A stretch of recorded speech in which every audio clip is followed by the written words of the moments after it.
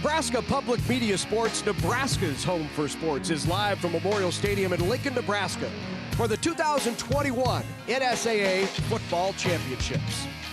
We kick off our 2 days of coverage this morning in Class D1 with Cross County, the Cougars taking on the Jaguars for the D1 State Championship. And good morning, everyone. I'm Larry Putney, along with Hall of Famer, former Husker, Orange Bowl MVP. Did I miss anything?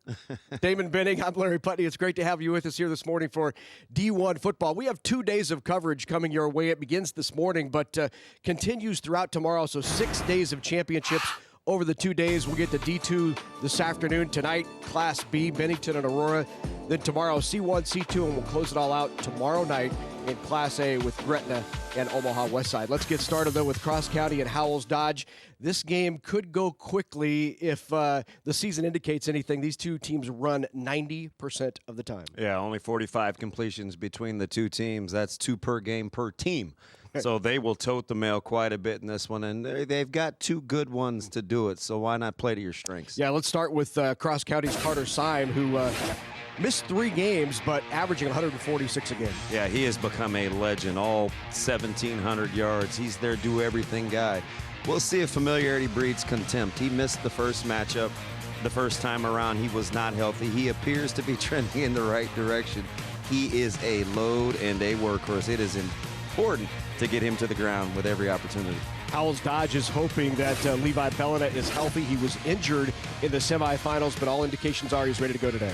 Yeah, death taxes and us doing a game that has a Bellina in it, right? And Levi is as good as the name would let you know. Almost 1,900 total yards. Does a little bit of everything for these guys. And a little smaller in stature, but pretty mighty in terms of how he carries the football. You mentioned it, ground and pound. He's a big part of it. Down on the sideline for our day coverage is Doug Duda. Let's go down to Doug. Well, good morning, everybody. As the folks know from these schools, this is a rematch of a Week 3 game for Howells-Dodge, a Week 4 game for Cross County, because they were one of the 4 games in Week 0, and it was a big lead for Howells-Dodge early before Cross County, without Carter Syme, that ball game, came all the way back but fell short 40-38. Cross County has been beaten in the semifinals the last 2 years by 4 and by 1 point. Now they have made it all the way to the state championship. Of course, Coach Spears and Howells had won 9 state championships between 2000 and 2010, but this is their first appearance here as the Jaguars and Howells-Dodge. But Coach and his staff know all about playing here at Memorial Stadium.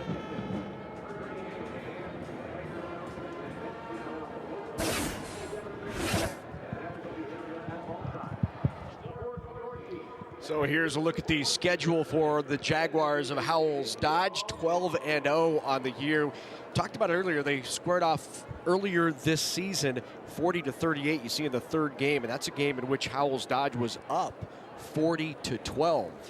Yeah, a little sense of urgency. So will Howells-Dodge become a little more comfortable knowing that they could play better, allowing the comeback, or will Cross County think, hey, listen, a little better sense of urgency, we get off to a better start, and we have our best player this time around. We'll see which one comes to fruition. The only loss on the Cross County side was that 4th game of the season to Howells-Dodge, 38-40, a game in which they came back. But it's been a solid performance this year for Cross County, and looking for a state title here, their first. Yeah, a lot of times when you see a team this good, they haven't been tested enough. But this Cross County team is plenty battle tested, as we see, you know, what happened with Lourdes Central Catholic. And even what happened early in the season with Howells-Dodge. So they'll be ready for this one, especially emotional-wise.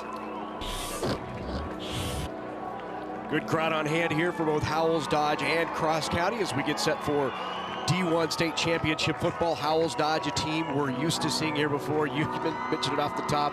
There always seems to be a Buyer and a Bellina playing for Howells and Howells-Dodge. Howells-Dodge, first time back here, though, as a combination of schools. You'll remember Mike Spears coaching them in 9 of 10 state championships from 2000 to 2010. It's a tradition-rich program that is really thrilled to be back. Yeah, it's a program that is used to winning, but the first time since the consolidation, which for all intents and purposes, I mean, we know a lot of folks that are parts of both those communities. That was not an easy transition. So good on Coach Spears and those communities coming together for a common goal, which apparently is dominant sports programs. O-line play has been exceptional all year for Howells-Dodge. And as we said at the top, 90% of these plays between these two teams are ground and pound. Time now for introductions of the two teams, and let's go to our public address announcer. Ladies and gentlemen, welcome to Memorial Stadium and the 2021 Nebraska School Activities Association Football Championship Finals. Today's Class D1 contest features the Cross County Cougars and the Howells-Dodge Jaguars. The NSAA is proud to recognize our premier corporate partners for their outstanding support of NSAA activities. U.S. Bank, Farmers Mutual of Nebraska, the Nebraska Chiropractic Physicians Association, Lincoln Orthopedic Center, and Nebraska Orthopedic and Sports Medicine. And now, for the introduction of players and coaches, first for the Cross County Cougars. Number 1, Cameron Graham. Number 5, Jaden Lundstrom. Number 11, Hayden Hild. Number 22, Corey Hollinger. Number 23, Damon Mickey. Number 30, Isaac Dickey. Number 34, Carter Syme. Number 41, Trevor Bolton. Number 55, Alex Noyd. Number 63, Colby Bolton. Number 84, Ethan Bram. The head coach for the Cougars is Hayden Delano. And now the rest of the Cross County players and coaches. So here come the Cougars, ready for the D1 state championship game. They come in 11-1 on the year, led by head coach Hayden Delano. Delano in his 5th season. There you see the record at 11-1, second consecutive year, actually 3rd consecutive year. They've had 2 rushers over 1,000 yards. You see they average almost 400 on the ground a game. And defensively, they've been outstanding as well. Numbers for Carter Syme, 32 touchdowns on the season. And now time to introduce you to the Jaguars of Howells-Dodge. And now, for the Howells-Dodge Jaguars. Number 3, Lance Brester. Number 4, Aiden Meyer. Number 6, Britton Sindelar. Number 17, Gavin Nelson. Number 21, Caleb Perrin. Number 22, Levi Bellina. Number 23, Blake Sindelar. Number 28, Justin Beyer. Number 32, RJ Beyer. Number 45, Aiden Lang. Number 55, Connor Kreckmeyer. Number 64, Nathan Hageman. Number 74, Cole Grovajon. Number 84, Evan Haas. Number 93, Andy Dominguez. And number 99, Brady Lund. The head coach for Howells-Dodge is Mike Spears. And now, the rest of the Howells-Dodge players and coaches. Howells-Dodge at 12-0 on the year, led by head coach Mike Spears. 26th season on the bench for Coach Spears. They've won 9 state championships, and they too are a team that will ground and pound, Damon. Yeah, they will get after you in the ground game. Big offensive line, huge splits. You'll notice that right away. Watch them a ton on huddle. They spread you out and they find creases. Of course, with this guy and Levi Bellina, he'll give you every opportunity to find one of those.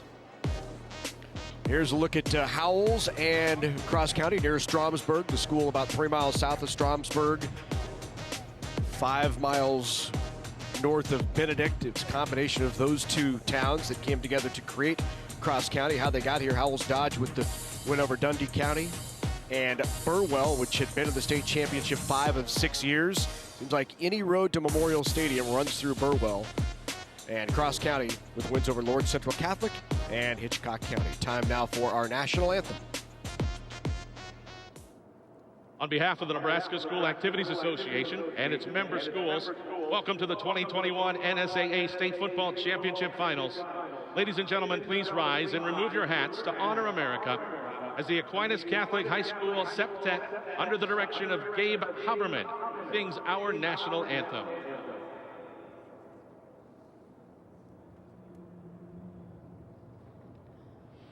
Oh, say, can you see by the dawn's early light what so proudly we hailed at the twilight's last gleaming, whose broad stripes and bright stars through the perilous fight o'er the ramparts we watched were so gallantly streaming, and the rocket's red glare, their bombs bursting in air, gave proof through the night that our flag was still there. Oh, say does that star-spangled banner yet wave o'er the land of the free and the home of the brave? The Aquinas Catholic High School Octet. We're getting ready for football here at Memorial Stadium. Class D, 1 state championship on the line in 8-man football. Howells-Dodge, Cross County. We come back to Memorial Stadium.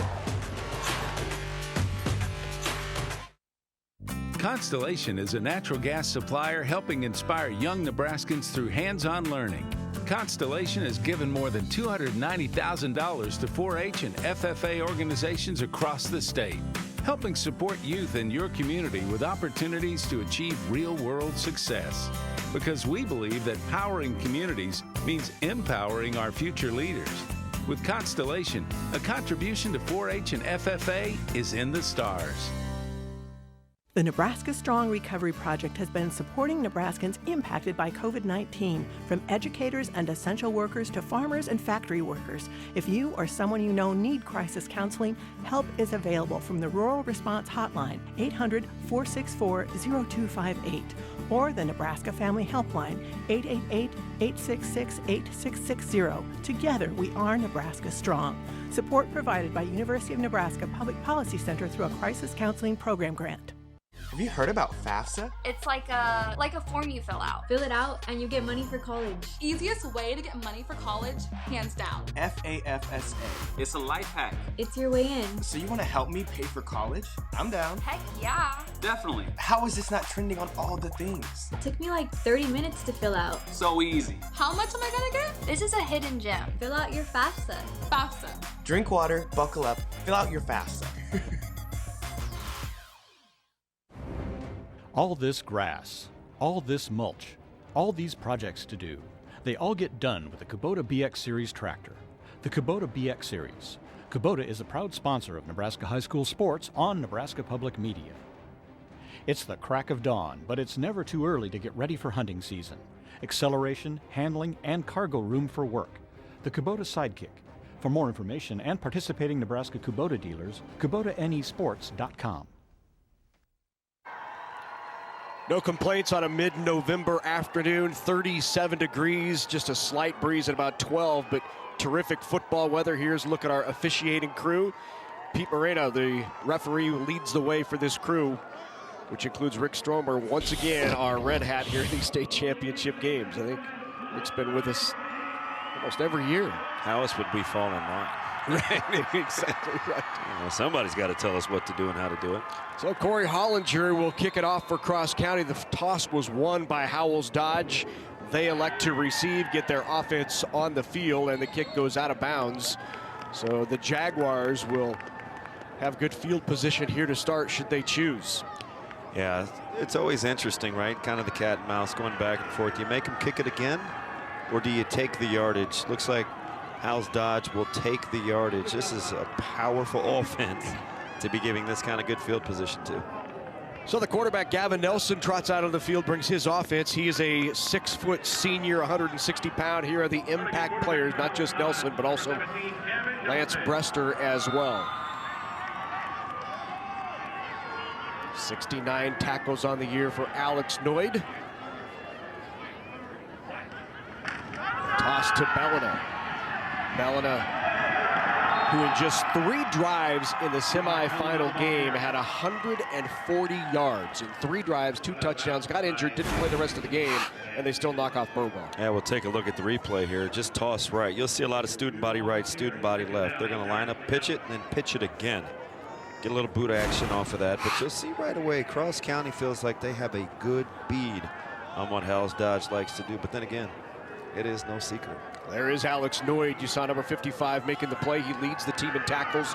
49 solo tackles on the year, 69 total. We go with a couple of interceptions. Bellina toss right again. He spins out of 1 tackle out near the 30-yard line, marked 40 on the field, but again, we're playing on an 80-yard field here, shortened. Midfield would be the 40-yard line, so out to the 35, it'll bring up 3rd down. Again, a little toss right. Look at Cross County being really stout at the point of attack. It isn't. You're out there on the edge, especially in 8-man, and that toss game, getting off blocks in a hurry is really important. Alex Noyd again on that last hit. He's just a sophomore. 5'11", 210, moves well sideline to sideline. So got fantastic hands. He's a good striker. Early on 3rd down here.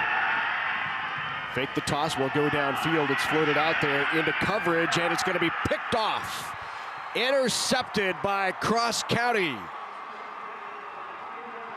It looks like Shaden Lundstrom on the pick. That is his 4th interception of the year. And Cross County with the first break of the game here in the D1 title game.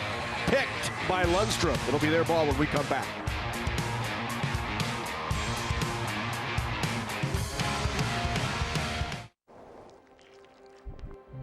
This is a growing corn plant. It's not battery powered. It doesn't have a 300-mile range, but it's vital in our fight against climate change. Reducing 46% of carbon emissions and producing clean burning ethanol. Corn ethanol is the climate solution we need now.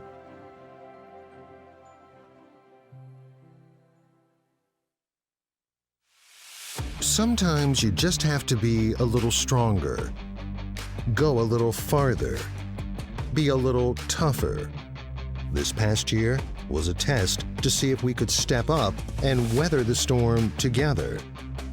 We are committed to push a little harder, go a little farther, lean into the challenge, and be tougher together. Aurora and you. So after the interception, Cross County with the ball, good field position to start things off here for the Cougars. Cougars coming in at 11-1 on the year. That only loss early in the season to this Howells-Dodge team. They'll start it off with their quarterback, Shaden Lundstrom, who just had the pick. Carried by Carter Syme. Syme, a 6'2 senior. Really hard worker, hoping to keep that had a lower body injury that kind of slowed him down a little bit as we take a look at the impact players, and Hayden Hill and Shaden Lundstrom, who already has shown up defensively, and Justin Byer who is a fantastic tackler. He will be everywhere for this Howells-Dodge bunch. That outside linebacker spot for Beyer, 116 total tackles. So second down now and 8. Direct snap there to Syme. Syme goes the other way, left side. Good gain for Syme. It's going to bring up third down and short for the 6'2", 210-pound senior Carter Syme. Actually held on the carry. Little sweep keep here. You already take a look at the difference between the two teams. One of the few little tighter splits for Cross County. They get into you at the point of attack more vertically. It would be really important for Howells-Dodge to be able to run laterally along the line of scrimmage here and string these things out. Hill, the other 1,000-yard rusher for Cross County. He's over 1,200 on the year. Here's the direct snap, this time to Carter Syme. Syme barrels forward out to the 35, and that's enough for a first down. Yeah, there'll be no secrets in this one. They line it up and run it, and then run it again. And little hitch in the giddy up already for Syme. Really hoping he can stay healthy and hang in there. It has been a rough last third of the season in terms of his health. Fifth-year head coach Hayden Delano for Cross County. Yeah, folks in that community rave about his personality. He is for kids and for the community. Here is Hild. Steps through one, spins out of another, leans forward for a short gain, maybe a couple of yards, brings up second down and 8. A really good job of fitting in the run game. You could hear the pads crack from down here. That was Beyer at the point of attack, really setting the edge. Dominguez cleans it up. It's a big body. Looks good in that 93. They don't miss the weight room a whole lot at Howells-Dodge.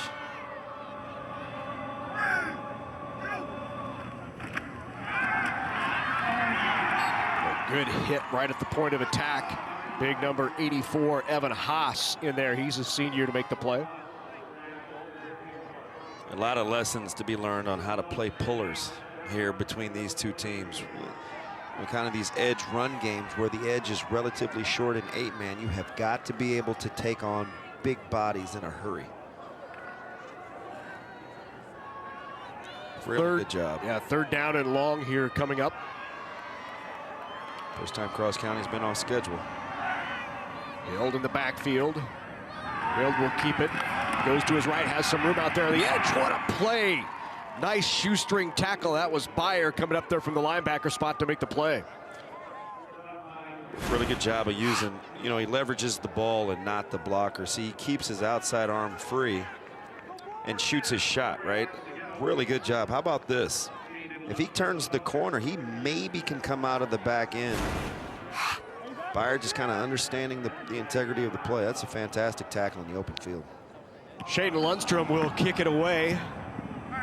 One hop inside and all the way down to the 2-yard line, and what a punt right down to the 2, inside the 5, and that's tough field position for Howells-Dodge.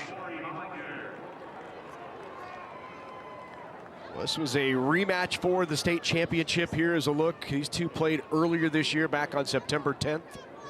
It was a close game. 40-38 the final. Mike Spears said they got out 40 to 12. 40 to 12. 40 to 12, yeah. And a furious rally from Cross County as they found a way to generate points and get stops. See, that's the key. Need to force enough empty trips for this Howells-Dodge offense. If you let them grind you, you don't get very many cracks at it. So from the shadows of their end zone, that's where Howells-Dodge will take over. The give here is to Bellina. Just leans forward and tries to get a little bit of room out to the 6-yard line. 4-yard gain brings up second down and 6. Bellina with a new school record this year for rushing for Howells-Dodge. 200 carries, nearly 1,900 yards, better than 9 a carry. Yeah, it makes for an easier job as a play caller. Number one, when you run this kind of offense, but 2, when you average almost a first down with every touch.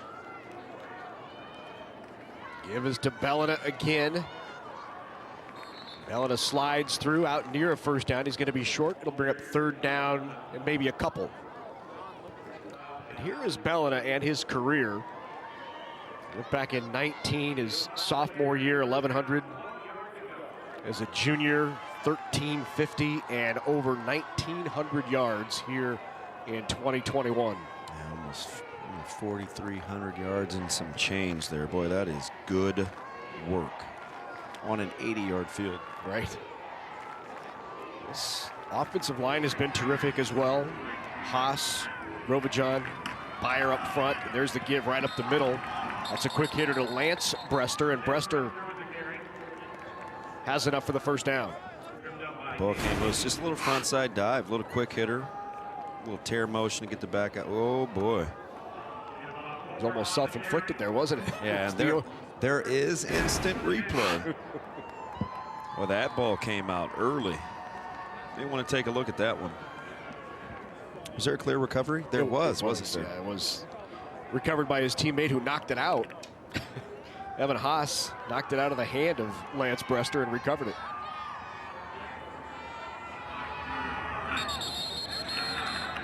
Flag on the play. That's going to back up Howells-Dodge 5 yards. The previous play. Yeah, they need to take a look at this one.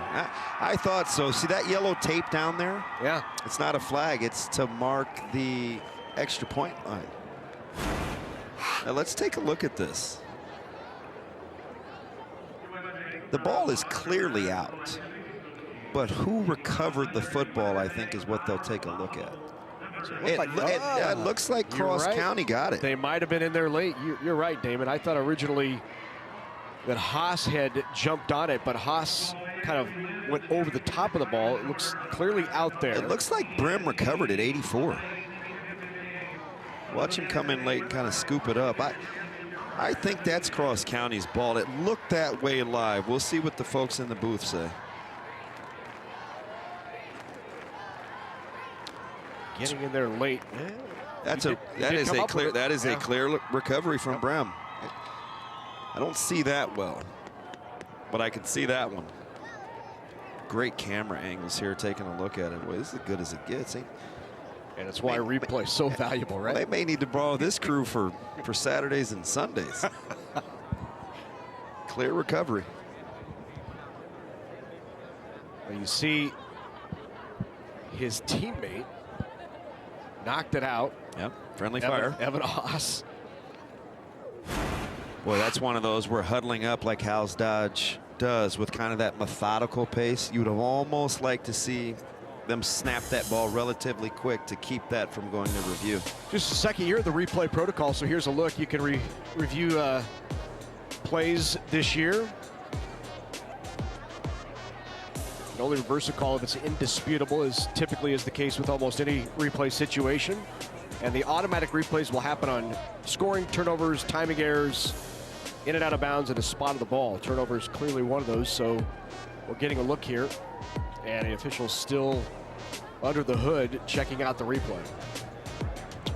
Yeah, that should be Cross County ball heading the other way, and what potentially could be our first big turnover of the game. With that second turnover overall, but this one gives you really good field position is the difference. Right. And the other one was almost like a punt, right? Right. It was third and long. Well, if you have friends and family across the state, across the country, or maybe the world, they can watch NSAA high school championships on Nebraska Public Media. Just download the free Nebraska Public Media app, and anyone can watch their favorite Nebraska high school team or special player.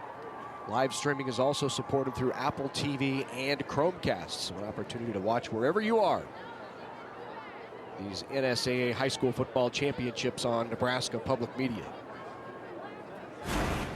I think they're maybe looking to see where to spot this is the big thing.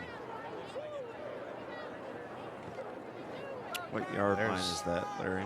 84 comes in late. Yeah, he's got it. Yep. He's got it. It's right on the 1, so that's going to be the 15-yard line, and that's where the ball is spotted right now. So the ball is spotted correctly, currently. Yeah, it looks like it would be a first down going the other way on about the 13, though, right? Because that was short of the line.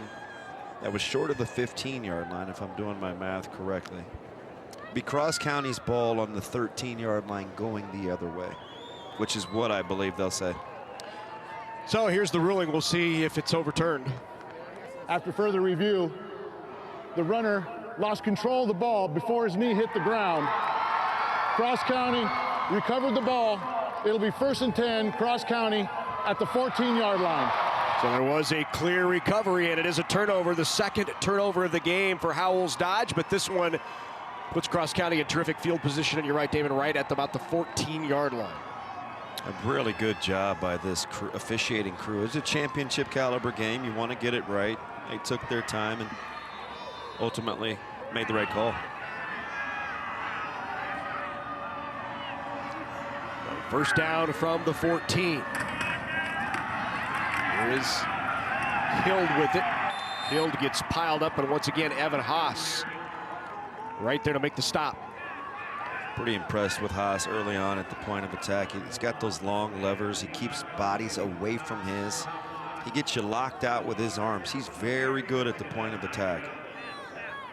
Big, strong frame. Looks a lot longer than 6 foot 180. Yeah. So, slight gain on the play brings up still 2nd and 10. Carried by Lundstrom, and Lundstrom tripped up. Let's go down to the field to Doug Duda. I'm with the NSAA Executive Director for Football, Nate Newhouse. Nate, the instant replay already in effect here in the first quarter. Something new, although it was here when we had it in 2019. Explain what replay can do here in the finals. Yeah, so we did implement it in 2019, and then because we had to leave Memorial Stadium last year due to some COVID concerns, we didn't use it. So it is something that is done from upstairs. The booth has the replay decision-making process, turnovers, spots, inbounds, out of bounds. Those are the issues that can be replayed. The coaches do not have a challenge call. It's all done from the booth. And it's new for the officials, too. What do you have to tell them because it's brand new for them? Officiate like you always officiate. Don't make any major adjustments. If there's anything that we need to look at, the guys upstairs will let you know, and we'll get the game stopped. Nate, thanks. Appreciate it. Thank you. Dominguez with the play from behind. He was also held, so that's going to back up Cross County on this play. You see the right hand. Let's get a little bit of jersey right there from Trevor Bolton. You allow guys to play across your face. That's apt to happen. Cross County probably kind of set up this offense a little bit. Needs a little misdirection. I think it will be tough sledding at the point of attack to stay play side. They may have to look at getting back with some misdirection or some weak side run game. Brings up 3rd down and long after the penalty, 3rd and 16. So back to pass is Lundstrom. Good stiff arm by Lundstrom, has room near side. Lundstrom inside the 5, spins near the goal line and down at the 1. Great carry on 3rd and long for Lundstrom. Yeah, a lot of man-to-man. Cross County goes their version of spread in a 2-by-1 as we take a look at the replay. Watch the running lanes just kind of open up. Immediate pressure. This right here was the backbreaker. The missed tackle from Bellina allows Lundstrom to get out of the back gate. That'll be 1st and goal. 18-yard gain on the carry for Shaden Lundstrom and sets up Cross County 1st and goal. Here is side near the goal line, and he's going to be stopped just short. Boy, how about that? That is back-on-back crime. Bellina meeting Syme in the hole. Low man wins for those of you watching at home. Great tackle by Bellina. Watch this at the point of contact. Pretty good lean from Syme right there. No, sir. Bellina gets up underneath him, and that one almost comes loose. Right back into his grasp, though, so you see the ball at about the 2-inch line. Under center is Lundstrom. Lundstrom gives the backfield. The ball's on the ground, picked up. Turnover. Big turnover for Howells-Dodge. Blake Sindelar on the recovery for the Jaguars. All right, watch this right over. That is a little A-gap blitz. Disruptive, playing through the center. He gets to the mesh point the same time as Syme. Wow. That's a great play design in short yardage. Just stole the handoff. You play with a nose over the center. Sindelar comes a gap. You just can't get there that quick. You can't block back in terms of your blocking rules. Otherwise, the nose comes free. It's well done. Everybody's got to step to their left. Cross County will probably go over that one on the dry erase board. Throughout these state championships, we'll be bringing you the plays of the half, and that's certainly an early candidate. It shuts down Cross County what looked like a sure opportunity to punch it in the end zone and turns the ball over. Yeah, it was the stop by Bellina that set that one up, right? That's a big boy tackle that allowed them to force Cross County to have to snap it again. He didn't give up on the play. He made a play mano-a-mano. Bellina will come back and take a look at that one. Big time tackle. The fewest amount of points that either one of these teams scored in the playoffs was 44, Damon. And right now we're seeing more of a defensive battle than we are an offensive showcase. Yeah, it could be a few nerves early. Howells-Dodge has turned it over twice, which is very uncharacteristic for them, especially in one quarter. 2nd down and 7. Lean forward in the carry by Bellina. Out past the 10-yard line. That'll bring up 3rd down and about 3. Yeah, fitness is not optional at this level. So many guys go 2 ways. Take a look at Cross County playing at the point of attack. They run extremely well. I'm impressed with the tackling so far between these two teams. I know it looks as though it's played in a phone booth, but with only 8, it's a lot of times for a hat on a hat. It is individual battles.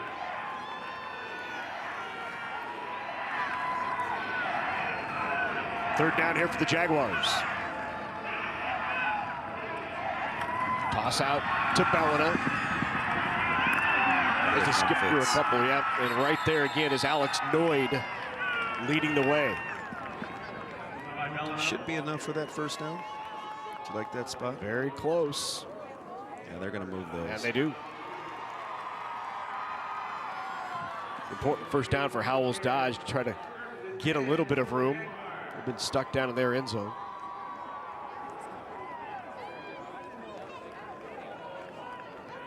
It's workmanlike. Playing in a game like this with these two teams and how they like to move the football, it's as much mental as it is physical. You have to hang in there.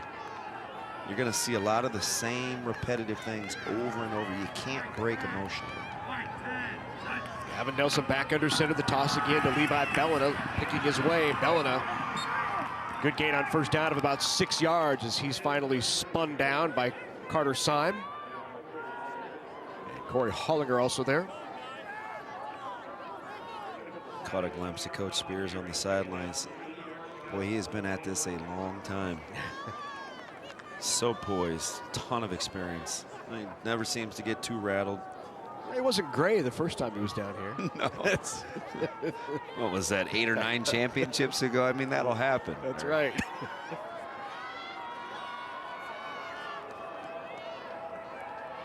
Second down here for the Jaguars. Nelson with the give. Bellin, a nice nifty little step in the backfield. Put a foot in the ground, turns it upfield, got the 1st down. So workmanlike. It's just almost surgical. They stay on schedule. They snap it again. They stay on schedule. They snap it again. And at some point, they typically break spirits. Good thing for Cross County is they've been here before. They know what Howells-Dodge is all about. Stopping it will be something different.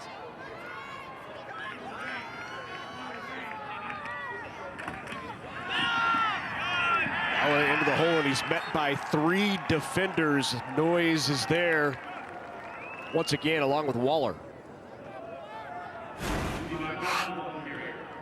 Boy, you talk about pad level and leverage.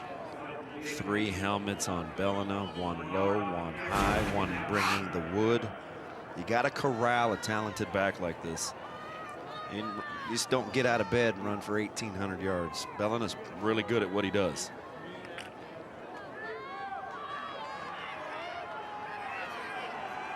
So a bit off schedule here, 2nd down and long after the gain of 1.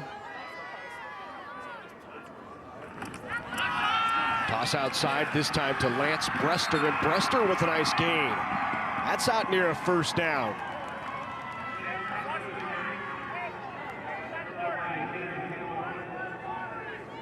We'll see if they give him a first, if they're going to measure, and they are going to measure. 3 seconds to go here in this first quarter. No score. Class D1 championship between Cross County and Howells-Dodge. They just find a way to get right back on schedule, don't they? Yeah, they do, right? And that's been their most successful play. It's been the toss where they get out with a lead blocker. It's not as conventional with your blocking rules. You can't pull uncovered covered. I mean, they try to cover everybody up in 8-man. Not as many nuances. It's a lot more in your face. Toss game has been good for Howells-Dodge so far. That'll do it for our first quarter. No score in this Class D1 championship game. Cross County Cougars and the Jaguars of Howells-Dodge will have a champion here in D1. Defensive battle to start, but right now Jaguars on the move.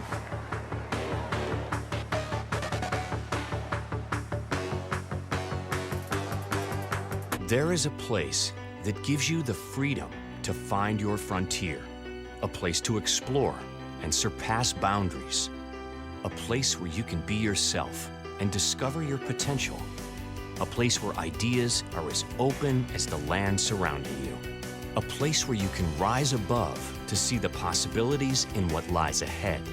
Chadron State College. Follow your frontier. Start your journey at csc.edu. All right, it's time to talk about us. Not him, not her, not them. Us. Thanks to us, things have been great. In fact, you can find us just about everywhere. Your food, that's us. Your food's food, that's us too. Your fuel, that's us.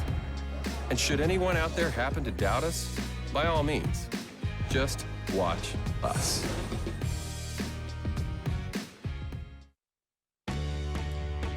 Coverage of the 2021 NSAA High School Football Championships on Nebraska Public Media is made possible in part by Nebraska Soybean Board, Education Quest Foundation, the Nebraska Public Power District, Nebraska Kubota Dealers, Nebraska Corn Board, Aurora Cooperative, and Constellation Energy. A big thank you to all of our sponsors who help us bring you the best high school athletes from across the state. We could not do it without your support. 1 quarter in the books, 12 minutes gone here in this D1 championship between the Jags and the Cougs, and no score. The Jaguars moving here with ball at the 35 have picked up a first down. That's why I love football so much. It's kind of a battle of wills. Howells-Dodge with 2 early turnovers, seemingly unfazed. They get the goal line stop. Cross County continuing to fight at the point of attack against a big, powerful offensive line. Another toss back to Bellina. He's got some room near side. Look out, Bellina might go. He's got room. Levi Bellina, touchdown. Howells-Dodge, 44-yard touchdown run. A little bit of ominous foreshadowing. You could kind of see what Howells-Dodge wanted to do. It was tossed to the short side. They get a lead blocker, and it's basically running down the hallway. Little pen and pull. Get the kick out. That is well conceived. And a very good job of understanding what was working early on. This is the first wrinkle. 2 pin downs. The pull creates a nice little natural crease, and it's to the short side of the field. Cross County 1 defender short. So we'll go for the 2-point conversion here. Allen again in there for a 2-point conversion. 8-0 here in the second quarter of the D1 championship game. Howells-Dodge strikes first. Yeah, Cross County right away. You see the kick out. There's the pull, the 2 block backs, or pin downs, I should say. They're going to stay with this, I think, blocking scheme. Cross County's going to have to adjust. You saw back-to-back plays in terms of how Howells-Dodge wants to attack Cross County in that toss or the pitch sweep game. There you see the drive, 8 plays, 77 yards, capped by the 44-yard touchdown run by Bellina. Good time for you to connect with us on Facebook and on Twitter. You can add a comment or catch up on the latest Nebraska sports information. Be sure to like Nebraska Public Media Sports. Also, Big Red Wrap-Up while you're at it, and join in the conversation. So a scoreless first quarter leads to a quick touchdown in quarter number 2 Just 8 seconds gone in the quarter. And Howells-Dodge with an 8-0 lead.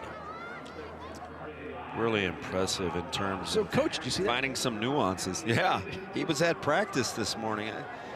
He's kind of making the rounds.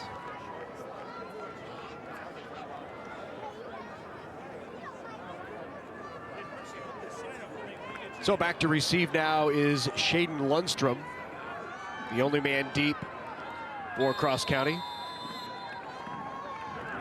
R.J. Byer to kick it away, and Byer rolls it out of bounds. Let's see what Cross County decides to do.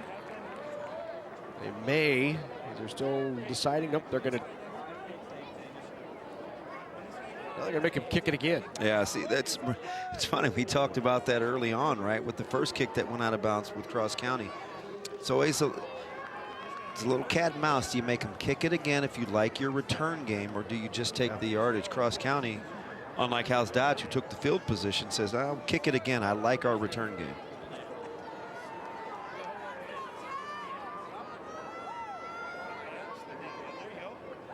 So the senior R.J. Byer will kick it again for Howells-Dodge.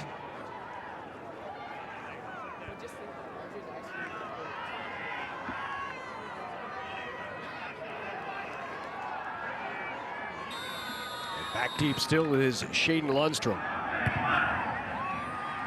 And Lundstrom is under it at the 3.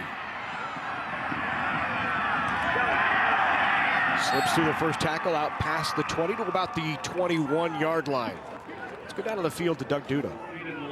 Well, this D1, guys, has been such a great final here, especially over the last 3 years. And Howells-Dodge getting the first score here had to defeat the 2 teams that were in the finals last year when Dundee County Stratton beat Burwell in double overtime. Of course, not playing here at Memorial Stadium. That game was at Burwell 2 years ago, a 6-point game. 3 years ago, a 2-point game. D1's kind of been the most exciting for a long time. Thank you, Doug. Gain of about 3 yards on the carry by, that was Syme again on the carry, it was. Yeah, there'll be no panic in this football team. We see them, they made the comeback the first time around, and down 8 is nowhere near the same as 40-12 the first time around. It's just not what Cross County does. They've been in some tight games, especially late. They're going to continue to be who they are. Short game brings up 2nd down and 7.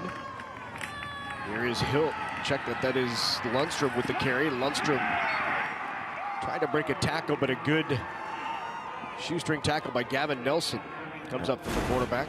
Really good play by Nelson here. Little counter action, kind of set up. He gets to the edge. I don't always advise running across a defender's face, but I think Lundstrom sees traffic coming back to the inside. Going to be a little more violent with that stiff arm. Heck of a tackle, though, from Nelson.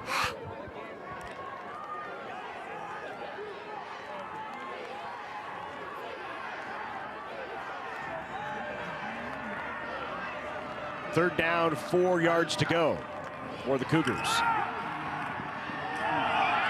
Downfield, got a man, just overthrown. Had him open for a moment and just missed the intended receiver. Yeah, on a stage like this, you don't get opportunities that often. A little backside post, you know, he's shown crack, crack, crack. Then all of a sudden he kind of stutters and he's by you. Well, they would really love to have this one back again. I'm trying to take a look at the flags. It's tricky at Memorial Stadium. It's not always like what the flags show you, especially down on the field. That one caught up in the wind a little bit. Corey Hollinger was the intended receiver, the tight end. He has 19 catches on the year. This will be taken at the 23-yard line. Lance Brester, after a return of about 12, after the 34 on the return. If you're Cross County, again, it's a key drive. You don't want to go down 2 scores, obviously, and you're probably telling yourself on offense, hey, listen, we've been close to breaking a few. Keep this game close. We'll get one of these later on.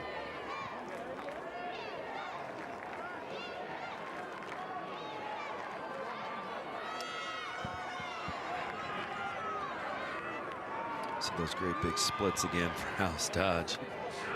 Right back into the eye of the Jaguars. Now motioning out. Here's Brester. Give it back to Brester. Across the formation. Out past midfield. Nice gain on first down. That'll bring up second down and about 3. You're beginning to see a theme right now with how Howells-Dodge wants to attack. They're using pullers. You have one kick out and one wrapper. The first guy is the kick out guy. The second puller leads through the hole. The concept are the same. They do it with different bodies. Sometimes it's offensive linemen. Sometimes it's the fullback. Nice few couple of wrinkles from Coach Spears in this bunch. So just past midfield now for the Jaguars. Nelson with the toss. Back to Bellina again. Tough yards inside for Bellina. That'll bring up third down and short. From Cross County, I may have to put that front on the move a little bit. Any uncovered lineman for Howells-Dodge is getting the opportunity to pull. They may have to get a hat on a hat and try to slant to the strength to keep those pullers at home. Alex Noyd along with Corey Hollinger both there on the tackle for Cross County. Third and 1. Give to Brester right up the middle. Brester enough for a first down. Yeah, it just may not look like much if you're watching at home where you see power, you see a puller. Then all of a sudden you sprinkle in dive, which is a really quick hitter where they get a helmet on a helmet. That's all it takes. You're used to reading pullers and trying to fit in your key, and then all of a sudden you see a quick hitter with dive. You go from directional flow to direct flow. It's different.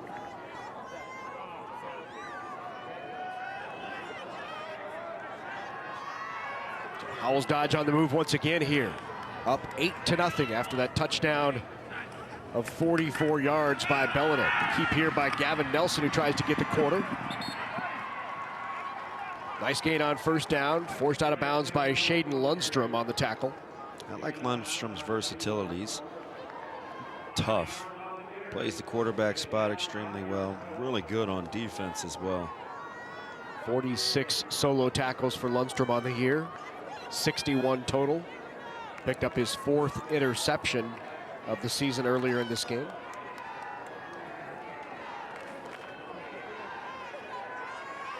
So gain of 5 on first down. Now motioning out is Bellina. Again, dive play right up the middle to Lance Brester. Very near a first. He will have a first down. Jaguars steadily on the move again, just in small chunks, but getting it done. Yeah, a little front side dive. I really like the concepts that Coach Spears and this offensive staff is starting to sprinkle in. Got a little wide game where they get you flowing, and a little direct flow where they play downhill.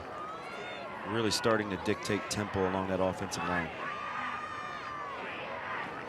From the 22-yard line, the toss to Bellina.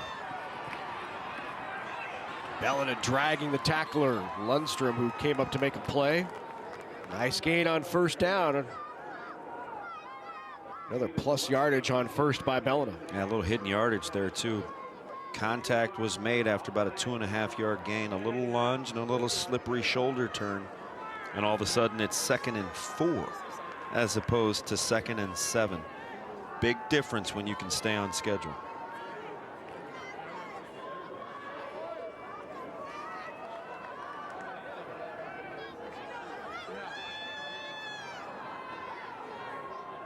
Motioning out again is Bellina. And once again, the dive. And that has been there on this drive for the Jaguars. Very near. In fact, another first down for Howells-Dodge. Yeah, they've shown there's a couple of ways they want to attack it now, right? The directional game, the downhill game is the quick hitters, you know, kind of the fullback game. The sweep game or the pull game has been with the running backs and quarterbacks. Really starting to settle into an offensive rhythm.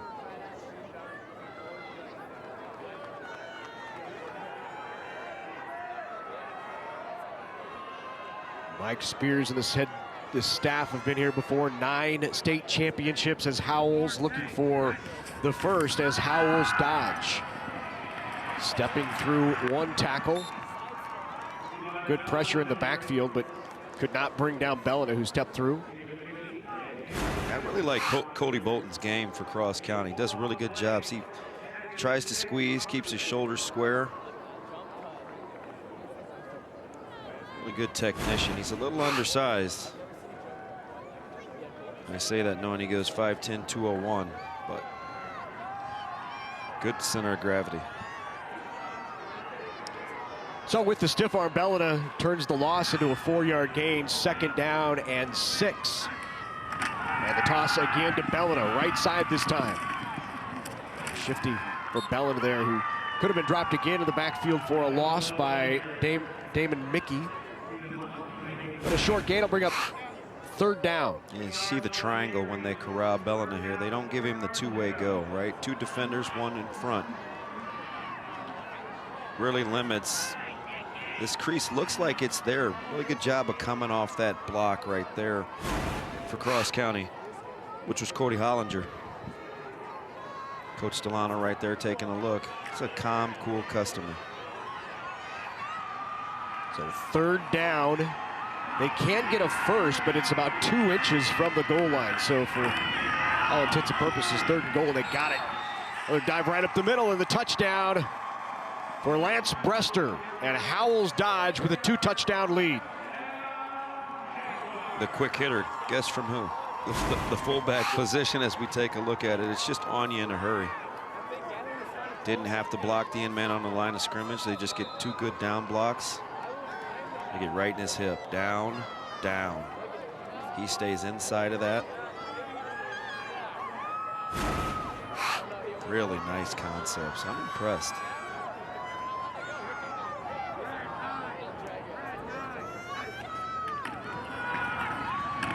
The 2-point try, not there. Looked like he might have room, but Damon Mickey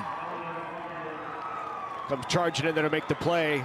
2-point conversion, no good. It's 14-0. Howells-Dodge on top. There's a look at the drive. 10 plays, 46 yards, very methodical. Closed out by the 4-yard touchdown run by Brester. Yeah, really workmanlike. Only 4.6 per play.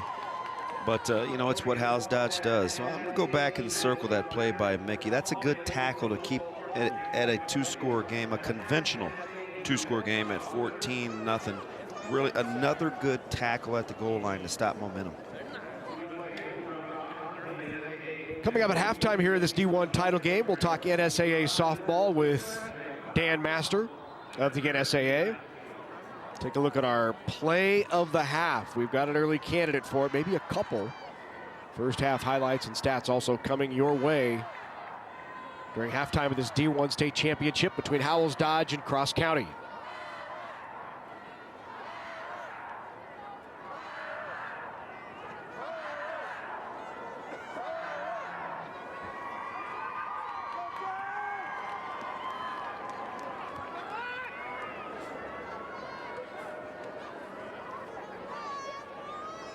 So back to return it is Shaden Lundstrom.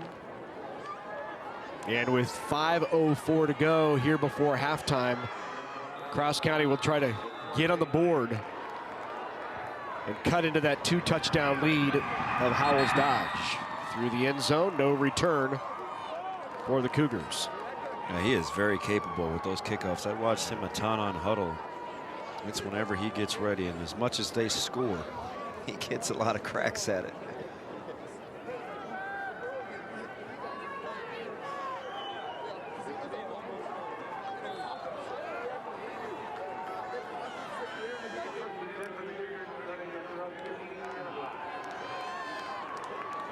So Cougars ball from the 15. 14-0 Howells-Dodge lead. Here's Carter Syme again. Syme. Good gain on 1st down. It is. That's the misdirection. I think they're going to have to go to that, at least sprinkle it in. You see him start one way. They use a puller on the backside. Actually 2 with the fullback as the insert guy. I like these little line schemes, the cat and mouse back and forth. It's always something I pay attention to, watching offensive and defensive line. I don't even really watch the backfield action. The line will take you where the ball's going. Keep this by Lundstrom, and Lundstrom going nowhere as that front line led by Andy Dominguez with a nice play. Also in there is Evan Haas once again.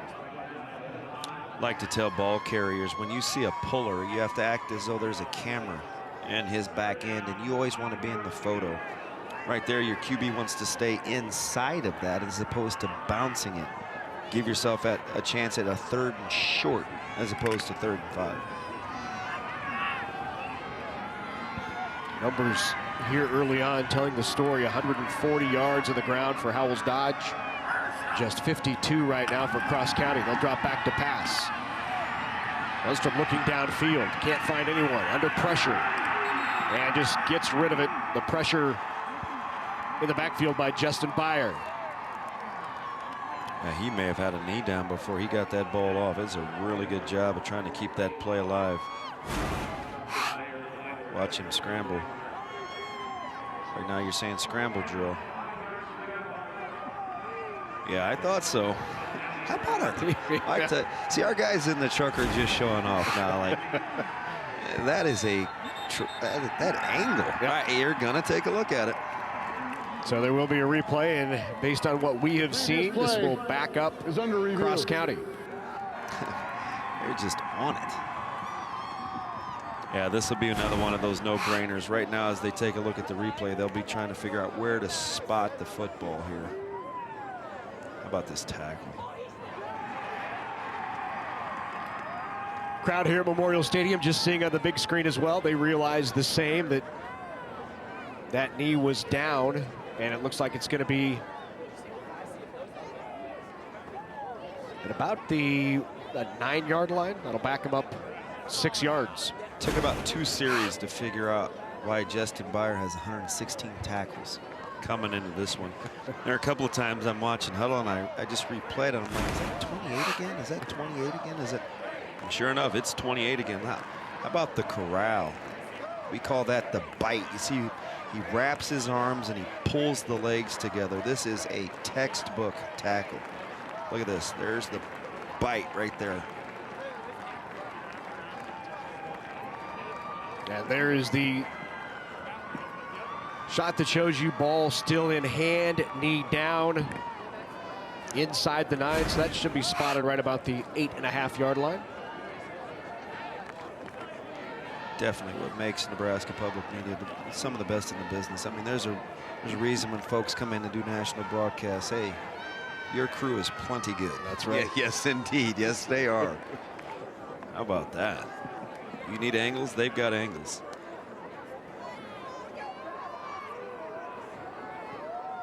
It's a good time right now. I think Cross County's got to kind of weather this storm. They've been here before against this football team. A little different stage, but at least you've got some familiarity with knowing in your subconscious that it's doable, right? They've come from behind before, and the first time around, they did it without sign. Well, this is day 1 of these state championships. There's more live coverage coming up tomorrow of the NSAA High School Football Championships on Nebraska Public Media Sports. Class C1 begins tomorrow morning at 10 a.m. That'll be followed by C2 at 2:30, and then tomorrow night the Class A contest will wrap up at 7 o'clock. I will not be joined on that broadcast by my partner Damon Benning. You'll be down on the sideline. Yeah, a little different angle.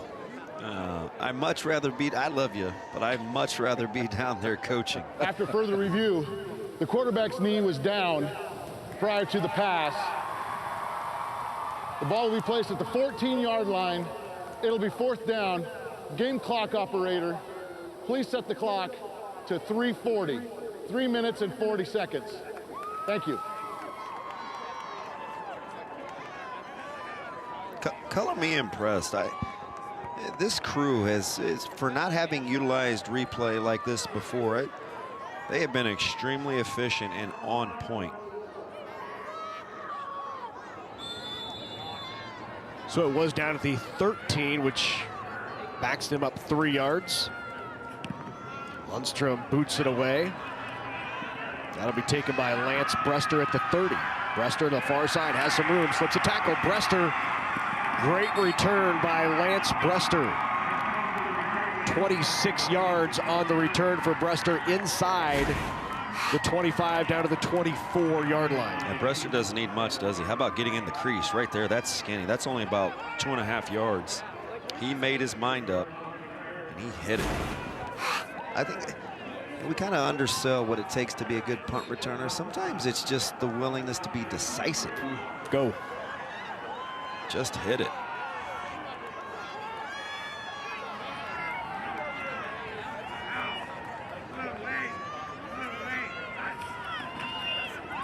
Toss out to Bellina. Bellina, good gain on first down. I think you and I were talking during the Shrine Bowl during the summer. I was watching some old Orange Bowl video and impressed. I forgot what a great punt returner you were. Like, this guy gets a foot in the ground and goes. I don't remember Damon being that svelte. I tell you what, I just think it's the whole key. Sometimes it can compensate for maybe if you're not the fastest guy or the quickest. Sometimes just making your mind up adds to that illusion.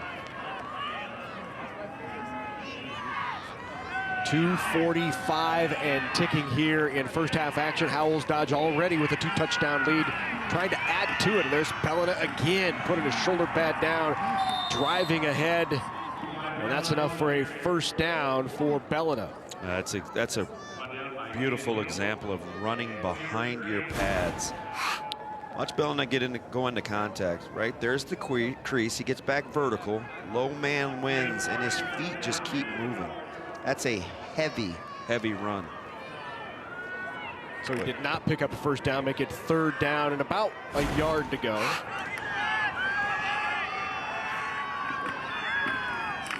And there to give to the up man, Lance Brester, and Brester. That'll be enough for a first. Yeah, Bellina closing in on almost 100 yards at the half. Bellina has been a great complement piece. They come at you in waves. A lot like his personality. He looks a little indifferent, but trust me, that fire stokes pretty good in there.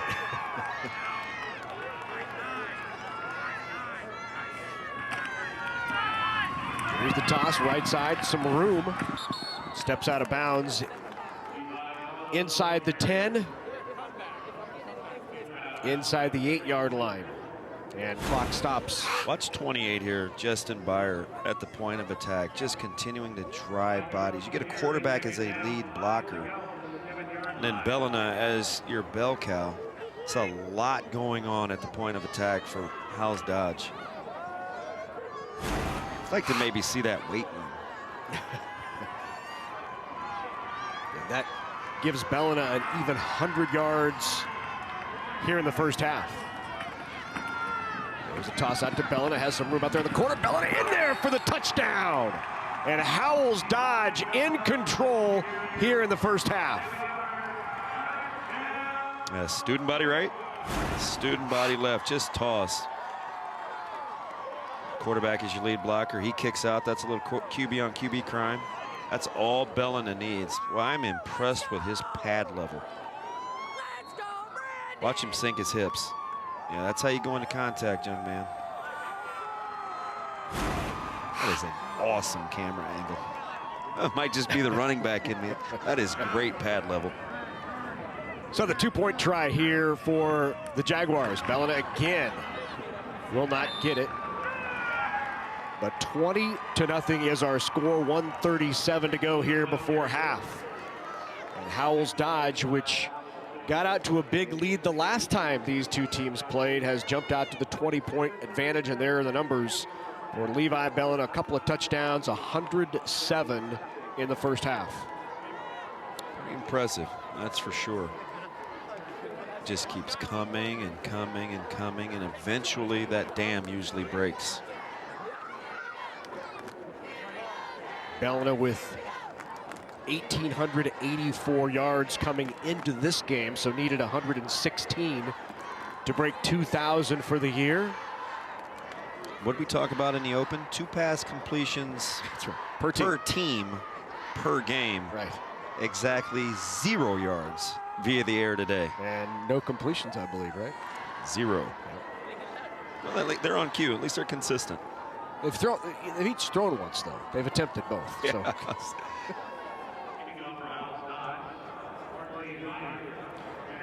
Yeah, you mentioned it off the top, Damon. Between the two, 45 completions on the year combined. So here is Lundstrom now back deep once again. He's at the 5-yard line. R.J. Byer to kick it away. Byer, line drive kick on the one hop to Lundstrom. Well, Lundstrom thought you might have some room, but that's some nice special teams play there. And a tackle by number 32 of Howells-Dodge. That's R.J. Byer. Here's Bellino. Yeah, been workmanlike, right? Not real flashy. It's 3D, right? It feels like it's always coming at you. That's really who he is. You watch him on film, and he just imposes his will. Tremendous pad level, very decisive. He's got good leg strength.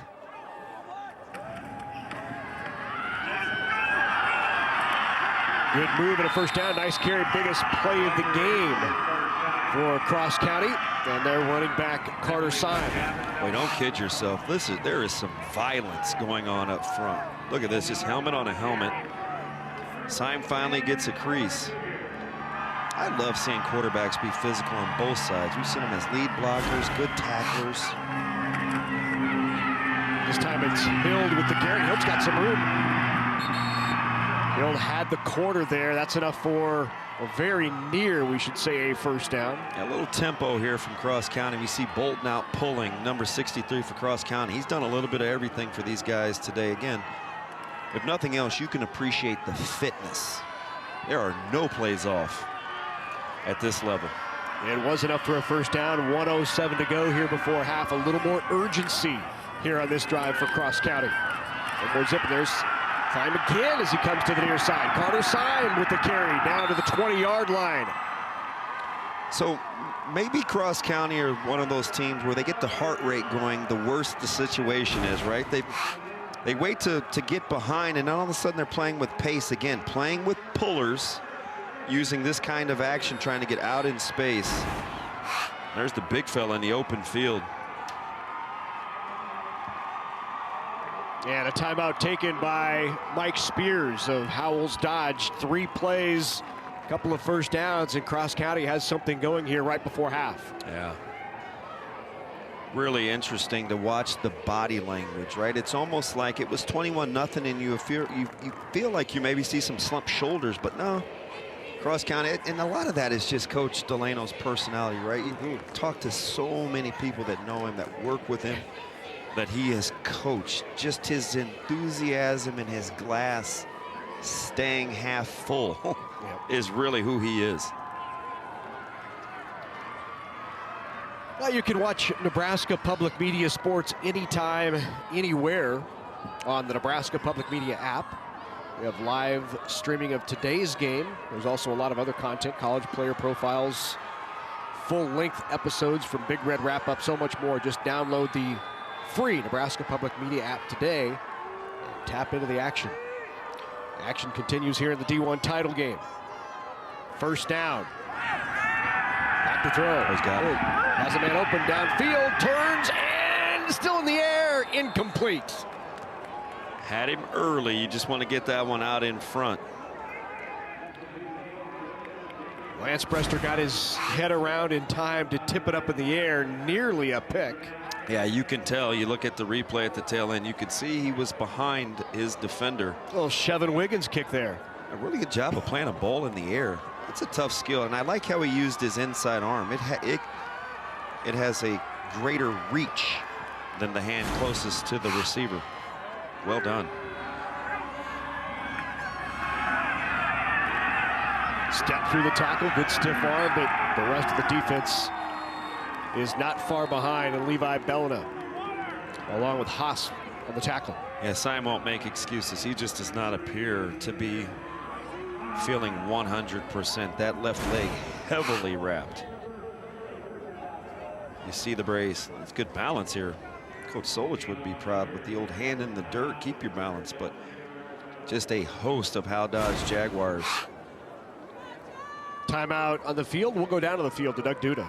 Well, it's always nice to have some alum on your coaching staff. And how about Nate Bujita here on the defensive side of the football, Damon? You had some 8-man players for the Big Red.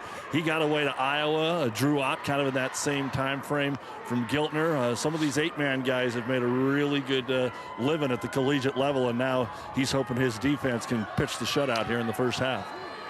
Yeah, I was going to let it slide. I was like, oh, my gosh, I can't believe my guy's wearing the Iowa hat down there. But I get it. He had a fantastic career, and he's had some success on this field, both as a high school player and a collegiate player. Who will forget when he threw the stopped the bones. fake field goal and then threw the bones back in 2017 to a chorus of boos here at Memorial Stadium. Looks like a 4th and 5 here coming up. The clock is still your friend.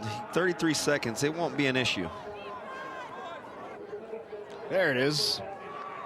The Iowa stocking cap for Nate Bujita. Played D-line for the Hawkeyes. Came back here in 2017. Nebraska ran a fake field goal, and he was the guy to shut it down. He pops up and throws the bones at Memorial Stadium. Good guy to have on your staff if you're Mike Spears. There, look at who's watching the game down here is Austin Allen. Mr. Sunday. No kidding. Yeah, there's just something about that, right? I've said that almost from day one of watching him, and we actually saw him sitting next to each other. We did, that's right. So we've watched Austin Allen a long time. A fantastic ambassador of the university. Mess with him. It looks like he's about 34 years old, man. Just mature as all get out. Heck of a high school ambassador and a University of Nebraska ambassador. Record-setting day on Saturday. I'm sure we'll talk more about that game Wednesday on Big Red Wrap-Up. There's Simon after the first down. Good stiff arm inside, and the ball gets loose. And it is recovered by Howells-Dodge. 3rd turnover of the first half for Cross County. 2 of them inside the opponent's 10-yard line. Yeah, he's got the first down. But what a heads-up play by Brester. He's the second man in, but's got the best angle, and just, oh, what an effort by Brester. Done a lot of everything. Well done, Lance.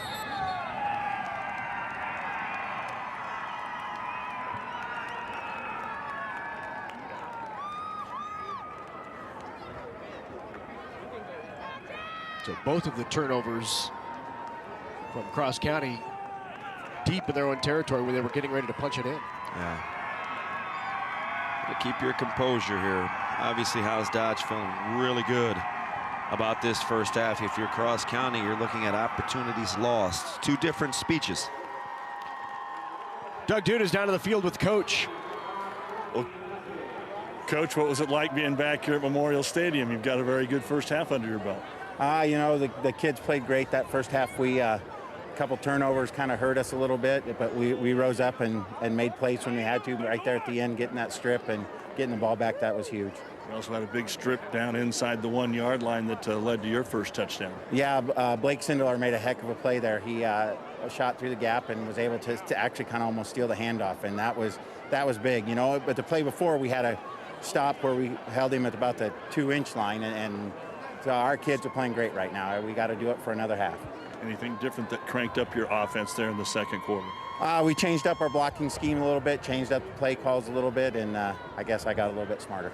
All right, Coach, good luck in the second half. Thanks for the time. All right, thank you very much. Howells-Dodge coach Mike Spears, they are up here at the half by a score of 20-0. And it is on the strength of Levi Bellina's 2 touchdowns, 100+ yards for Bellina in half number 1, and the Jags lead it 20-0. It's thanks to you that we're where we are today. We're proud to watch these communities grow because they're our communities too. Our neighbors, our friends. It's where we live. These are all our hometowns. And no matter what, the people who will continue to serve your needs with the hometown support you know and trust are just down the street. Cornerstone Bank. Growing together. The Nebraska Strong Recovery Project has been supporting Nebraskans impacted by COVID-19, from educators and essential workers to farmers and factory workers. If you or someone you know need crisis counseling, help is available from the Rural Response Hotline, 800-464-0258, or the Nebraska Family Helpline, 888-866-8660. Together, we are Nebraska Strong. Support provided by University of Nebraska Public Policy Center through a crisis counseling program grant. Electricity.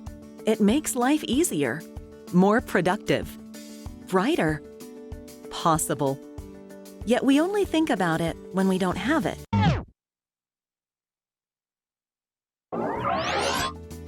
The next time you're doing, well, anything, think about how electricity makes it all possible. And know we will be there, powering your everyday, every day.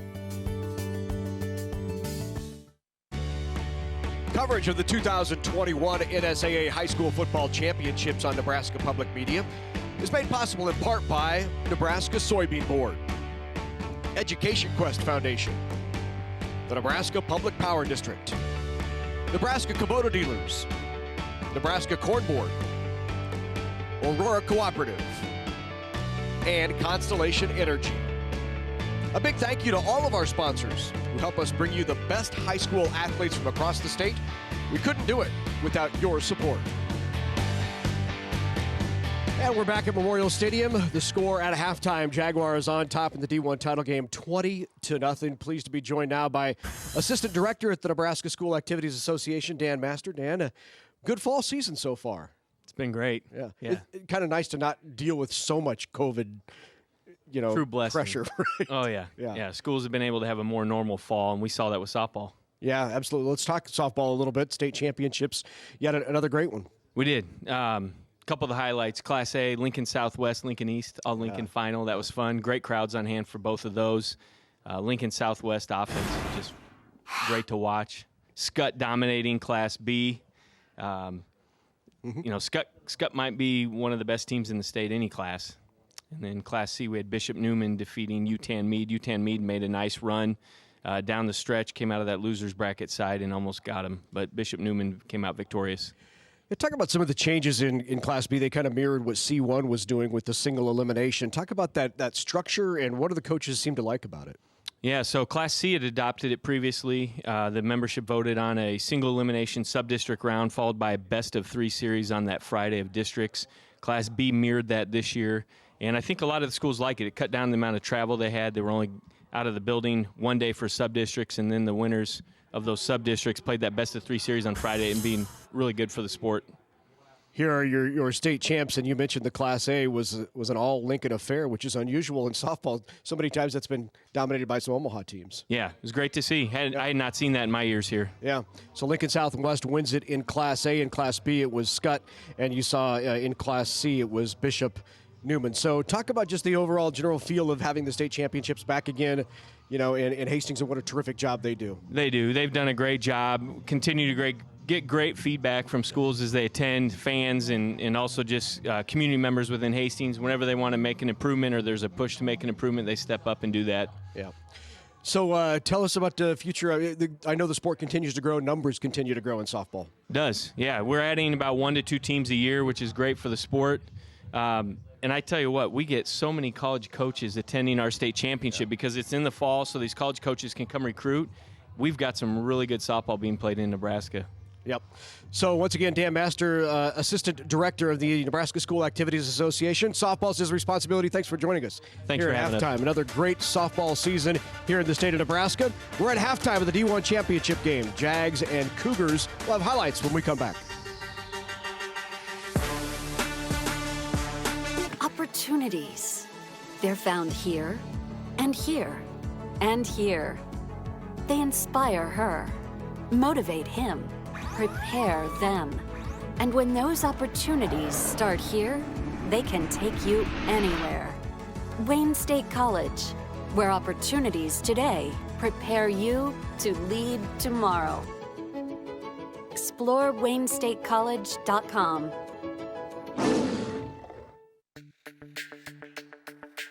We're for agriculture, for growers, doers, whatever it takers.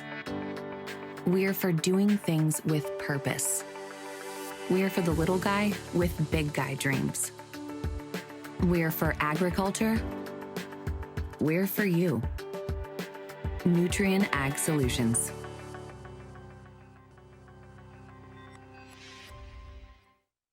Constellation is a natural gas supplier helping inspire young Nebraskans through hands-on learning. Constellation has given more than $290,000 to 4-H and FFA organizations across the state, helping support youth in your community with opportunities to achieve real-world success. Because we believe that powering communities means empowering our future leaders. With Constellation, a contribution to 4-H and FFA is in the stars. Participating in multiple Nebraska high school activities has taught me the value of teamwork. I learned how to be a strong leader among my peers. We set goals as a team and work hard to accomplish them. I strive to excel not only in the classroom but on the playing field. The Nebraska School Activities Association providing opportunities in 25 activities for our member high schools. NSAA activities, the other half of education. Terrific look at Memorial Stadium here in Lincoln, Nebraska. We are at halftime of the Class D1 championship between the Jaguars and the Cougars. Let's take a look at some highlights. First half action. Defensive battle in the first quarter. There was no scoring. In fact, this turnover here on the interception by Shaden Lundstrom slowed Howells-Dodge early. That was one of two turnovers. And here was another turnover as Cross County was ready to go in for the touchdown. What a terrific play on the reach and the tip and knocked away. And then the second quarter, that's when Howells-Dodge would strike first. Levi Bellina, 44-yard touchdown run for Bellina, 107 yards on 17 carries for Bellina, a couple of touchdowns, and then punching it in from just about 2 yards out is Lance Brester with another touchdown. That made it 14-0. And then out of the corner, the third touchdown of the second quarter. And here are a look at the numbers at half. Yeah, I tell you what, you take a look at Howells-Dodge with 163 total yards, but it's been the defense, the tough stops inside the 5-yard line a couple of times that have allowed them the opportunity to kind of extend the lead. Just a battle-tested bunch, man, that won't give an inch. So those are look at the numbers. The play of half number one was certainly an opportunity for Cross County to get on the board. They're going in here down at the 1-yard line. And watch the play here, David. Yeah, you'll see the nose here get good pressure. And all of a sudden, he just makes a play. Look at the nose, gets into him. Blake Sindelar shoots his shot at the A-gap, and right away takes the handoff. What a back breaker right here. He did about take that handoff. You won't see that very often. Roy Williams made it famous for Oklahoma. Troy Polamalu's got one. But those guys are all super next level. You don't see that very often at all at the high school level. Big play there early on in half number one. And I want to remind you, Nebraska Public Media is for you. We can bring you more Nebraska high school and collegiate sports than any other Nebraska network. For more information on dates, times, DVD sales, and available webcasts, just visit us at nebraskapublicmedia.org/sports. When we come back, second half action, D1 title game. Right now it's Howells-Dodge with a 20-0 lead.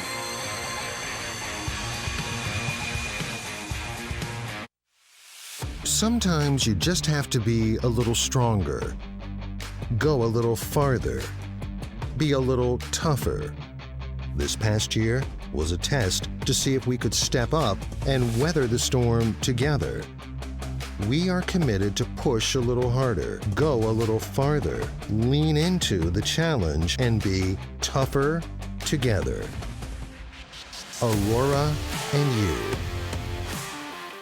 Have you heard about FAFSA? It's like a form you fill out. Fill it out and you get money for college. Easiest way to get money for college, hands down. FAFSA. It's a life hack. It's your way in. So you want to help me pay for college? I'm down. Heck yeah. Definitely. How is this not trending on all the things? It took me like 30 minutes to fill out. So easy. How much am I gonna get? This is a hidden gem. Fill out your FAFSA. FAFSA. Drink water, buckle up, fill out your FAFSA.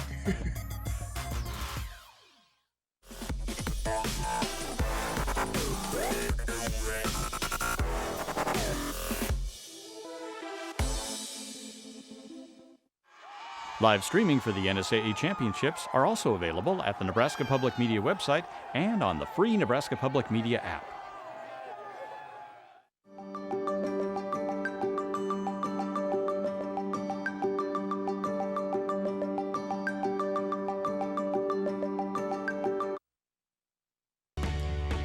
Coverage of the 2021 NSAA High School Football Championships on Nebraska Public Media is made possible in part by Nebraska Soybean Board, Education Quest Foundation, the Nebraska Public Power District, Nebraska Kubota Dealers, Nebraska Corn Board, Aurora Cooperative, and Constellation Energy.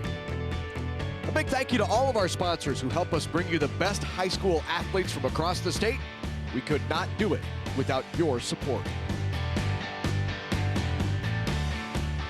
We're at halftime here at the Class D1 State Championship between Howells-Dodge, the Jaguars, and Cross County Cougars. 20-0, all 20 points for the Jaguars coming in that second quarter, and they're leading right now in terms of numbers as well. 163 rushing yards to 98 for Cross County. Yeah, the 2 goal line stops obviously will you know, obviously present themselves large, but 2 things I felt like Coach Spears mentioned. You can tell he's a coach that's done this a long time. He appreciates the little things. Number 1, he talked about Bellana's tackle before the great play that caused the turnover, which we alluded to. And the other thing was a couple of wrinkles in the blocking scheme we talked about in the second half of the first quarter, where they're starting to pull from the backside, give 2 pullers, and then use a lead blocker. It has been very well done for Howells-Dodge. He's been in the lab.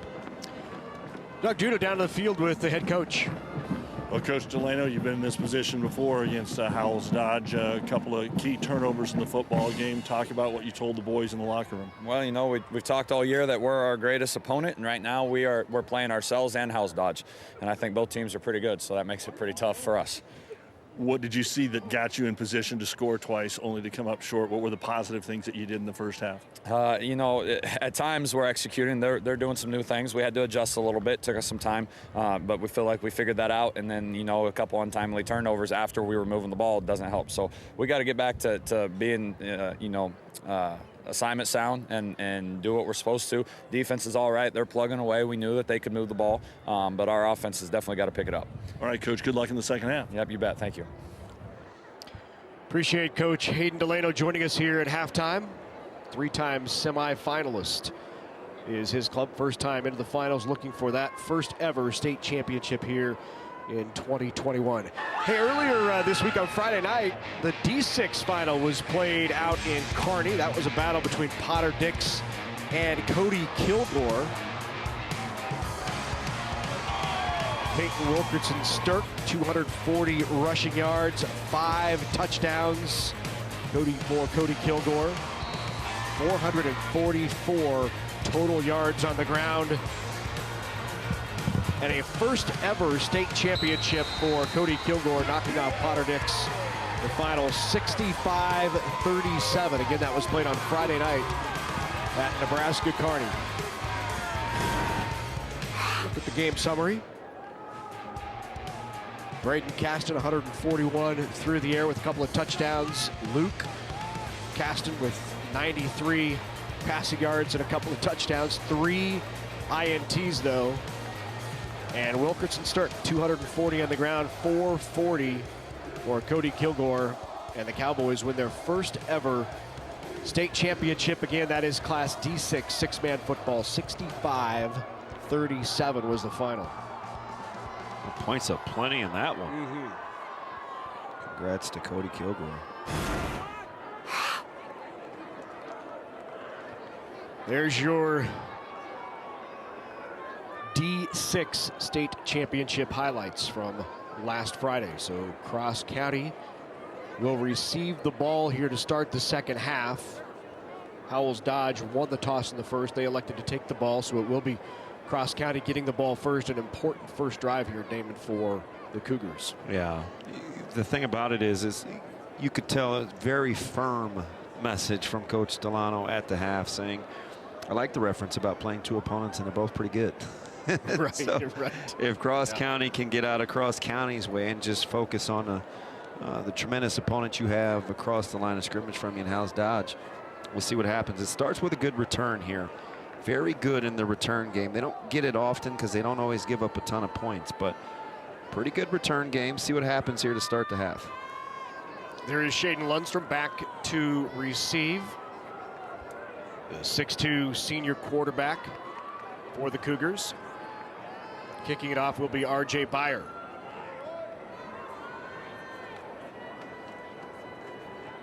(20-0) here as we get ready for second half action in Class D1. This Wednesday on Nebraska Public Media World, join Michael Severe, Jay Moore, Sean Callahan on Big Red Wrap-Up. We'll take a look at highlights from the Wisconsin game and talk about the Huskers' upcoming game against Iowa. You don't want to miss Big Red Wrap-Up, a special day and time. It's Wednesday night, 7 Central on World, and again at 10 Central on Nebraska Public Media. Be sure to send in your questions ahead of time to bigred@nebraskapublicmedia.org or on the Big Red Wrap-Up Facebook page. Nebraska a 4-point favorite going into that game with the Hawkeyes. Yeah, it seems like a lot. Chance for those seniors to get something done that they haven't. Actually, it hasn't been done in 6 years. Right. Let's get a win against the Hawkeyes. So Byer to kick it away. That's going to go into the end zone. No return for Cross County. So Cross County will have it to start this second half. Remember, 2 terrific opportunities for the Cougars inside their own 10-yard line. 1 down to the 1 and 2 fumbles kept points off the board for the Cougars. And you know that there are no 20-point scoring plays, so you might as well just get 1 at a time.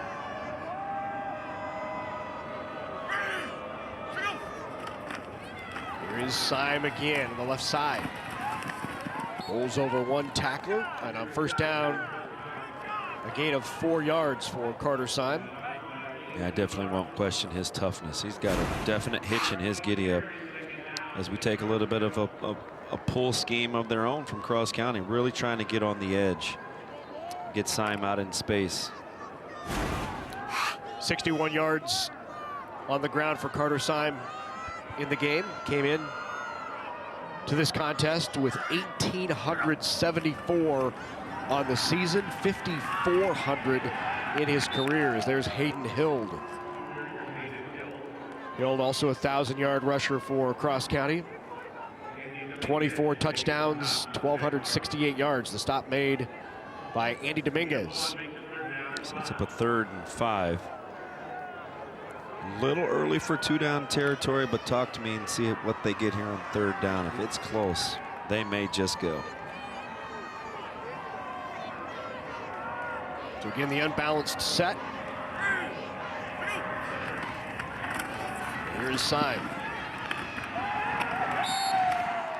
Short gain maybe of 1, going to bring up 4th down and 4. A long 3 at the very best. Take a look at the replay. Boy, there are some creases. If he just can't plan off that leg and get back up the field. Kind of at the mercy of what his lower half will allow him to do.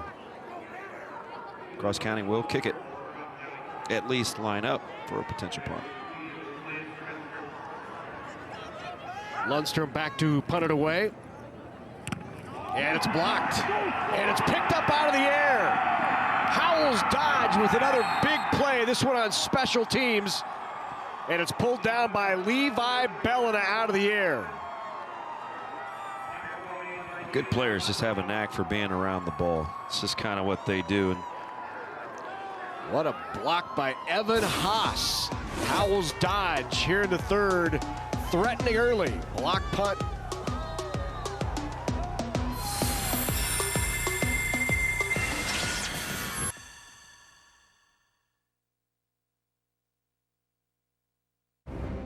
All this grass, all this mulch, all these projects to do, they all get done with the Kubota BX Series tractor.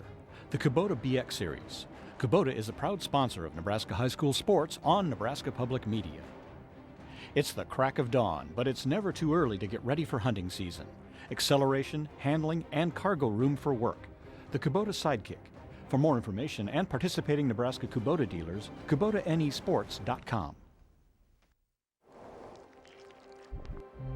This is a growing corn plant. It's not battery-powered. It doesn't have a 300-mile range, but it's vital in our fight against climate change. Reducing 46% of carbon emissions and producing clean-burning ethanol. Corn ethanol is the climate solution we need now.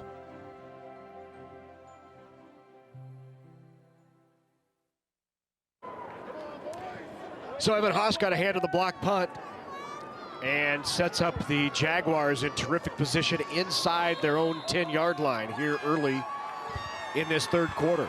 An opportunity to go up and extend that lead for Howells-Dodge. Here's the toss, back to Bellina. Bellina cuts it back inside, and Bellina one play in the end zone for the touchdown, and it is a 4-touchdown lead for the Jaguars. just, again, student body right. Lead blocker is a fullback. He inserts. You get the kick out with your lead blocker. Just, that's easy pickings for a guy as talented as Bellina. Oh, really good job out there on the perimeter.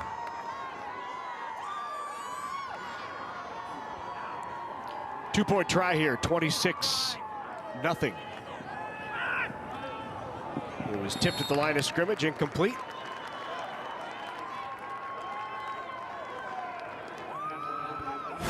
Let's take another look at that block punt. Yeah, really good job right here from Haas. You see him make a little stem, a little vertical move, but watch him get the big left. I'd like to say the paw up on this one here, as we take a look at it. Just a vertical back inside. Watch the big left hand. Boy, that is a fantastic effort.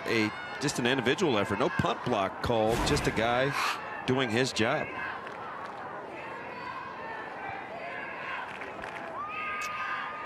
Evan Haas been great here in this first half, and then early here in the second as well. Just a lot of little things, right? Two-way guys in a game like this, you have to do the little things that don't show up. And right now, Howells-Dodge just doing them better right now than Cross County. Not necessarily indicative of the 26-0 score. Cross County has been better than that. But in a game like this with two competitive teams, it's often coming down to the little things.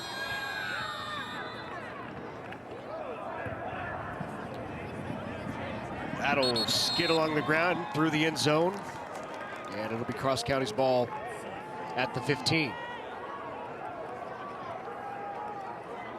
So the 9-time state champs at Howells, now Howells-Dodge. They've never won it as Howells-Dodge. The 9 came when they were Howells, so looking for the first as a combined school. They were in the playoffs last year, as was Cross County. Both of these teams have struggled to get by Burwell, who's just been a perennial contender here at the state championships. Flag on that play on the carry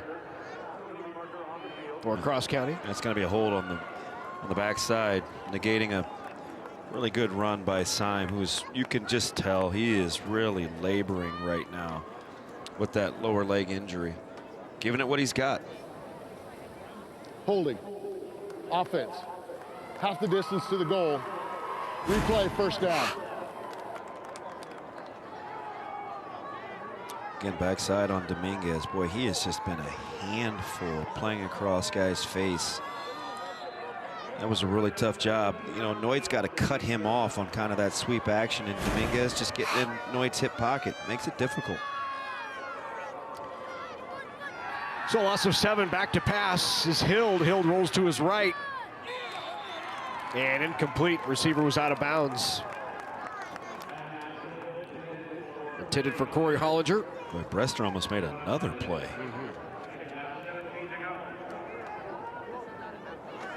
Got a nice little complimentary kit in his tool bag. A little hammer, a little sandpaper, a little saw. Do you carry band saws? That's a little above my pay grade. Whatever you do with bands. No, you don't do that? Okay. Our crack statistician letting me know. Let's just go with a Swiss Army knife. How about that? He's a good leatherman. Got a ball on the turf, and it was covered by Hayden Hild. So check that was Lundstrom back on top of it. Yeah, with 10 minutes to go in the third quarter, that dam is getting a little leaky. This all but solidifies the break. Good job of getting on that one from Lundstrom.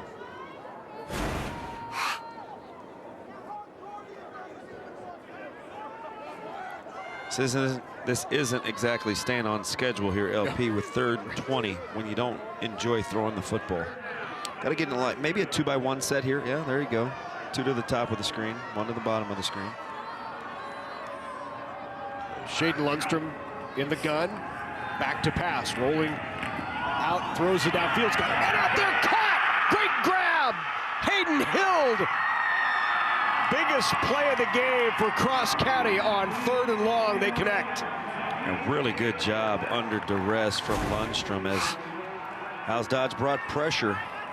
He steps to this right. And how about the accuracy here? Tear drop you very much. In the bucket. Right over the shoulder. Nice grab by Hild. He didn't see that completion. He is flat back, but well job delivering the mail. 54-yard gain on 3rd down. Well job is somewhere close to good job. Well done, we got it. Carry there by Carter Syme. This familiar territory on the move after gaining a little momentum. Can you put some points on the board here? Inside the 20-yard line, down to 17 for Cross County. First completion of the game for either team, and it goes for 54 and a first.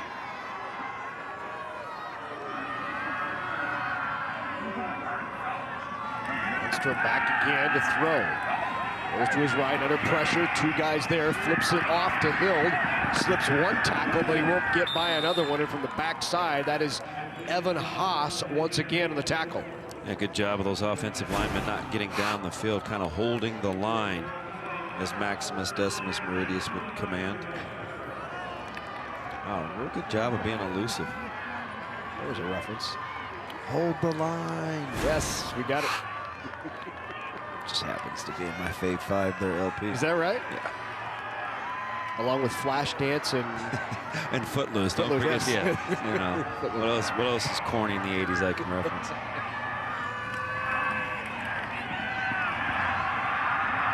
Bennett carried by Syme down inside the 5 to the 3-yard line. Good run by Carter Syme, who stepped through a couple of tackles. Yeah, the healthy Carter Syme. This is a touchdown. Watch a little counter action, the nice cutback. See, he understands right now his best opportunity to have success is to stay north and south. Can't really cut left and right. Very good job of getting back up the field. So first down and goal from the 3. They've been here before 2 previous times. Both times turned it over. Here is Hild with it. Hild tucks it up down near the goal line, maybe down to the 2-yard line, a gain of 1. Dominguez, I think, draws another hold.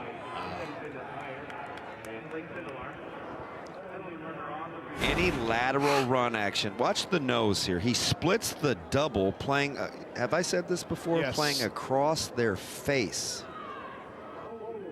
Offense, 10-yard penalty, replay first down. So that'll back the Cougars up 10 yards. Oh, Dominguez is all man. You watch him get in his stance. He's got the nice flat back. Well, he gets off the football. He has been a problem all day long. Oh, excuse me, all mid-morning long for Cross County. He's split a double. Yeah.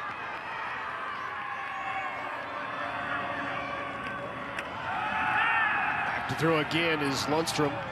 Has a man out there in there for the touchdown, breaking a couple of tackles. And Lundstrom with the completion for the touchdown. Isaac Dickey on the grab. First time we've called Dickey's name all day on offense. Does a good job. Just kind of a little throwback action. Talk about pad level here.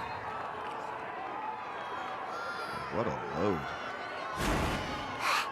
It's a C-cell battery right there. Didn't give you much to hit.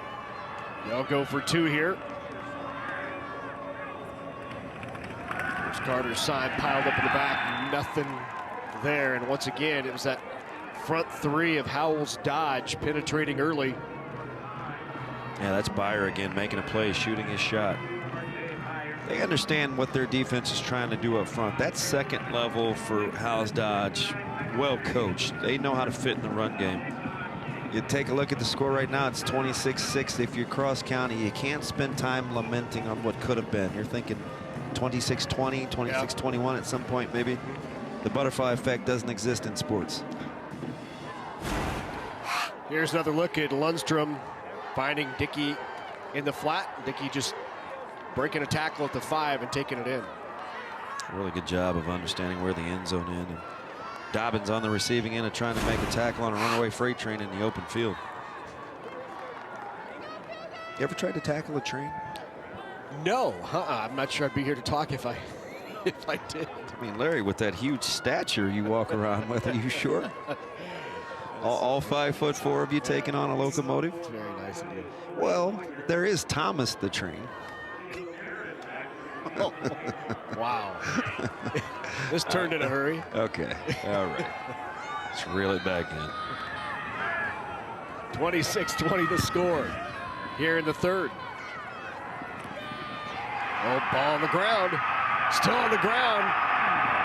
Into the end zone and try to break tackles and get out of there. And he won't do it. It's going to be a safety.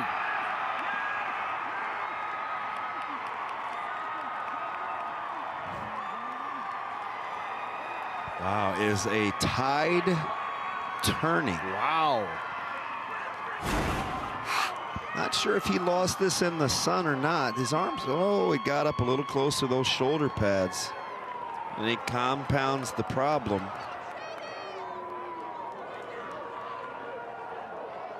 Is it a safety or a touchback? The bobble.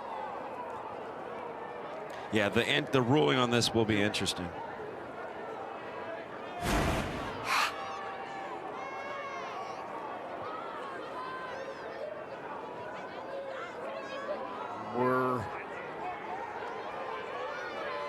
It looks like it's going to be a touchback. Is that the muffing rule? But the ball being batted back into, boy, that's going to be in the fine print. The ball being batted backwards into the end zone may be the technicality. They may have to take an official's timeout and talk about this one.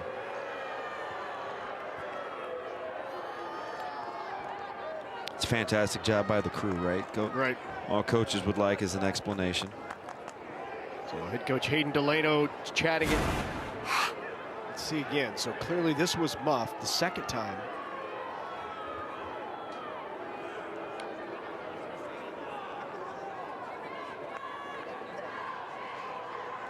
As long as it's not the receiving team, I believe that's a live ball. There may be some decimal points in this rule. Let's go down to Doug Duda. Okay, guys, listening in to what our referee was telling Coach Delano over here, he says that Howells-Dodge never had possession of the football, and thus it's a touchback. Yep. See, the batting of the ball, I thought would be the deal breaker there for Cross County. So it is not a safety, instead touchback, and it's Howells-Dodge with the ball. Big break for the Jaguars. It's not necessarily the spirit of the rule, right? But it is the correct. It's the correctly applied rule interpretation. The whole spirit of the rule thing has kind of reared its ugly head a couple of times in a variety of sports, especially this year, in terms of what it was meant to do versus how it's applied. Celebration comes to mind, and taunting. High formation here. There's a toss back to Lance Brester. Bring up 3rd down and about 3 for the Jags. So if I'm Howells-Dodge right now, I want to find a way to kind of stop momentum. I'm thinking some sort of G scheme here where you use at least one puller uncovered, maybe blocked back with a pin down. If I'm Cross County, I'm thinking find my pullers and shoot my shot, which means if I see an open window from a vacated puller, I have to hit it right now.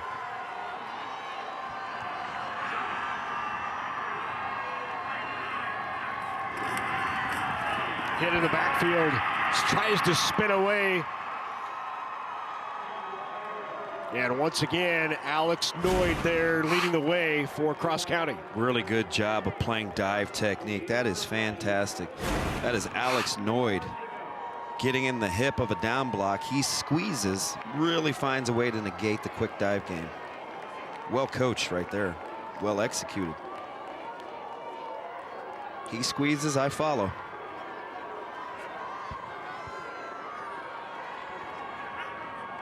Second punt of the game upcoming for the Jaguars. Evan Haas to kick it away.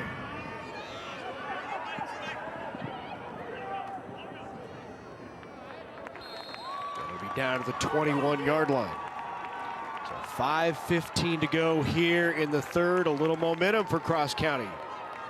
They get the touchdown and then the defensive stop. Down 26-6. See if the offense can keep the momentum going for the Cougars.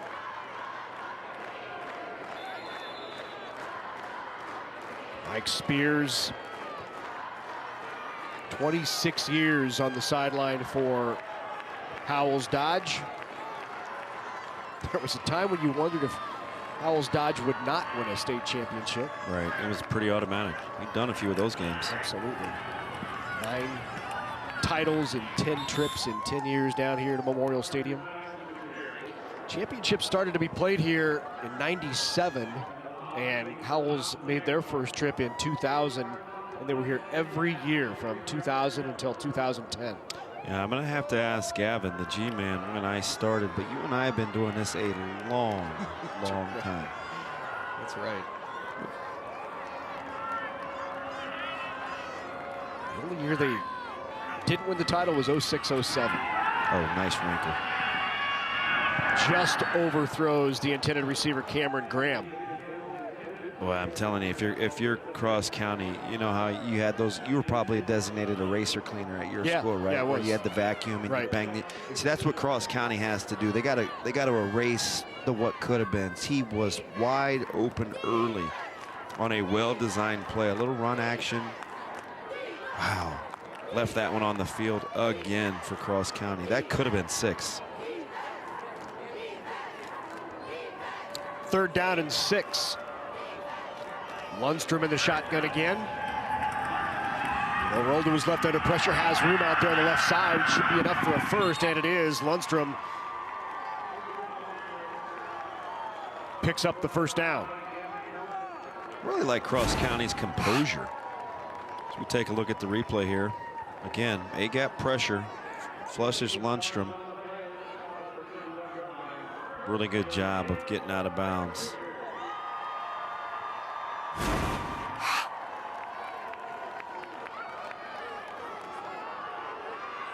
Nelson, understanding his counterpart was on his way to the sidelines, turned down any unnecessary roughness potential. Syme again. Goes the opposite way, and a couple of flags come flying in on the hold. And it's going to back up cross county again. Yeah, it's kind of become the reoccurring theme. Any sort of flow, directional left to right, you bring Dominguez quickness into the game. That one's at the point of attack on Haas. Offense. 10-yard Yeah, when you see the jersey pull. Replay first down. Haas really uses his hands. He's got some long levers for a guy that's listed as only 6 foot. He must be a long drink of water.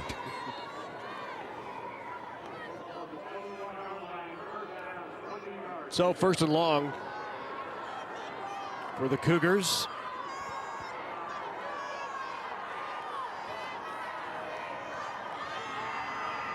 Much touted offensive line here for Cross County. On the reverse, bobbled a bit by Cameron Graham, and Graham not going anywhere. That may set something up for later, at least momentarily, you slow down Dominguez and that front three, their ability to just get vertical and play gaps. Boy, they have been a handful between 84, 93, and 32.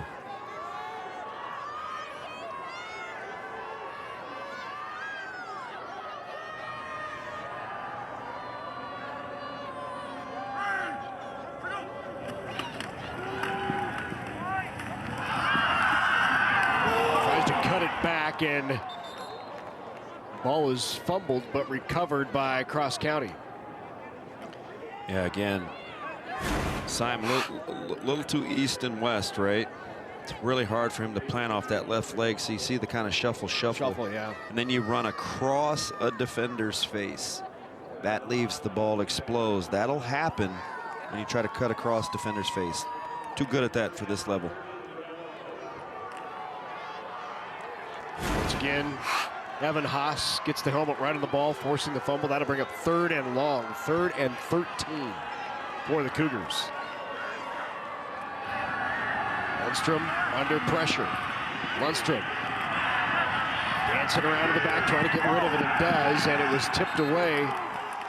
Getting a hand on it was R.J. Byer.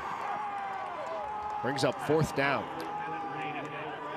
It's kind of like Road Warrior and Hawk. I think Dominguez just tags off to Byer, and Byer tags off to, so it's just they go back and forth, just applying pressure on the quarterback. They have been relentless up front. Really impressed with Dominguez thus far, too.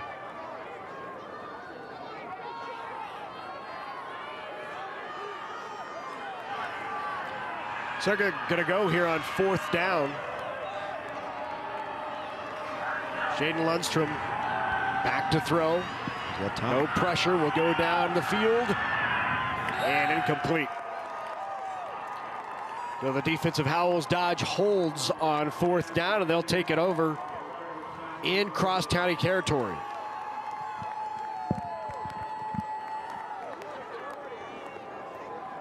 Going to get a steady diet of the run game here as Howells-Dodge will try to bleed clock.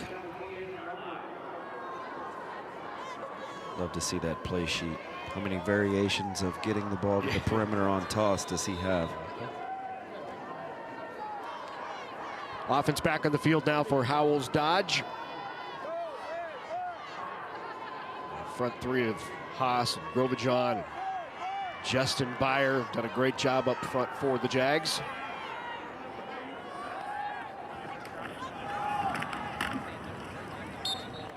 Just really well coached. I mean, they have been under duress seemingly from the opening whistle, giving up a little bit in poundage.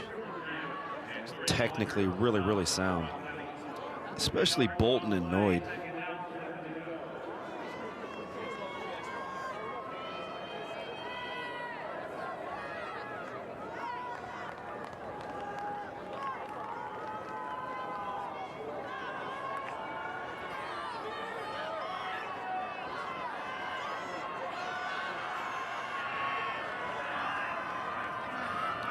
2nd down and 7. Bellina again.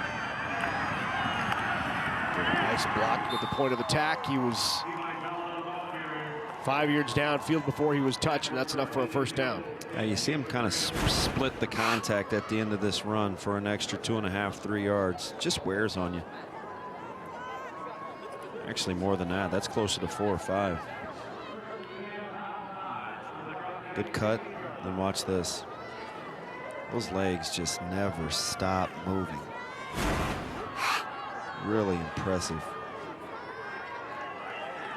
Pretty good football genes. That great big family. Toss again. Once again, Bellina. Busts through, and Bellina in there for another touchdown. And Howells-Dodge running away here in the 3rd. Well, here he shows you a little variation. How about the patience? Set up, set up, set up. Right foot in the ground. Way to get back vertical. I've talked a lot about his pad level, but how about his ability to just put a foot in the dirt? That's the one thing that I think Simon has been missing, since he can't really push off that left leg. He kind of has to scoot. He can't really hit his cuts. Toss to Bellina on the 2-point conversion, and he's in there. 34-6. Howells-Dodge. Bellina with 4 touchdowns, 148 yards on the ground. He is over 2,000 on the season. Yeah, look at his patience here. He sees the crease, and all of a sudden he's through it. So he's got a can opener, some nail clippers, a file, a little bit of a blade. Just no bandsaw. Apparently you don't carry those. No. That's a different type of Leatherman for Bellina then. Probably a compass in there, I'm sure. Maybe some thread.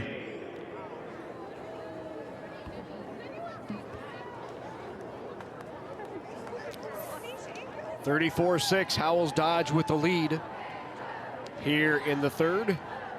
1:43 to go in the quarter. Well, you can also watch today's game and tonight's games live on your computer, the tablet, or smartphone at nebraskapublicmedia.org/sports, or on the free Nebraska Public Media app. Live streaming is also supported through Apple TV and Chromecast. You can pick up that free app. You see on your screen, nebraskapublicmedia.org/apps. Got a couple of coaches on our staff for tomorrow night that were wondering about the broad reach. I said, hey, they've got the app. You can watch it in Arizona. That's right. Anywhere in the world.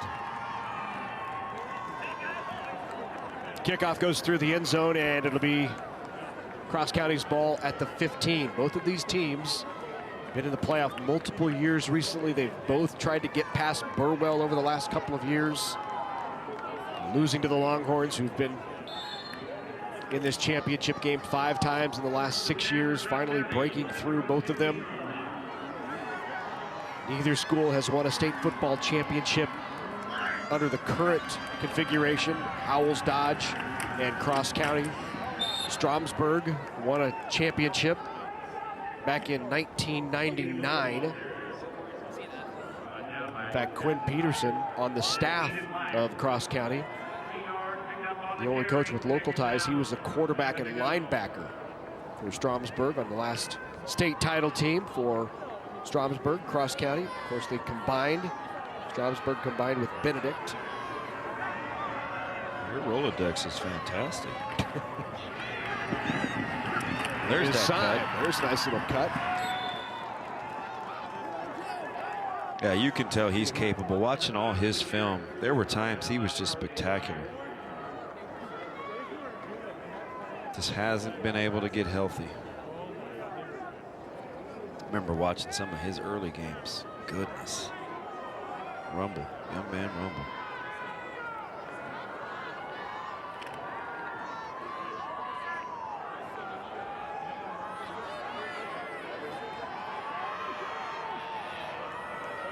Third down at about 3 yards. Keep here by Lundstrom. They'll break a tackle or two, and Lundstrom leans forward. That's enough for a first down. Ball came out late, but was recovered by the Cougars. Little QB draw, getting back up the field again. Always trying to get a free arm and punching at the football. They did. See, you can tell full well Howells-Dodge practices takeaways. They don't hope for turnovers. They're constantly punching and stripping at the football. Those outcomes are definitely intentional. That was Aiden Meyer with the punch of the football there, who caused the fumble. Downfield, it's going to be picked off. Interception. Gavin Nelson. And a good return inside the 15-yard line, and Howells-Dodge in control here in the D1 title game, as that will be the last play of quarter number 3. So Gavin Nelson with the INT. 3 quarters the books, and Howells-Dodge in control. Nebraska Strong Recovery Project has been supporting Nebraskans impacted by COVID-19, from educators and essential workers to farmers and factory workers. If you or someone you know need crisis counseling, help is available from the Rural Response Hotline, 800-464-0258, or the Nebraska Family Helpline, 888-866-8660. Together, we are Nebraska Strong. Support provided by University of Nebraska Public Policy Center through a crisis counseling program grant. After concussion, returning to the classroom is a priority of the NSAA. All brains return to learn, not all brains return to play. After recognizing that an athlete has suffered a concussion, it is important to monitor the symptoms in the classroom before allowing the athlete to return to extracurricular activities. The NSAA requires coaches in all sports to take a concussion course once every 3 years. More information is available on our website, nsaahome.org. Student athletes are students first, athletes second.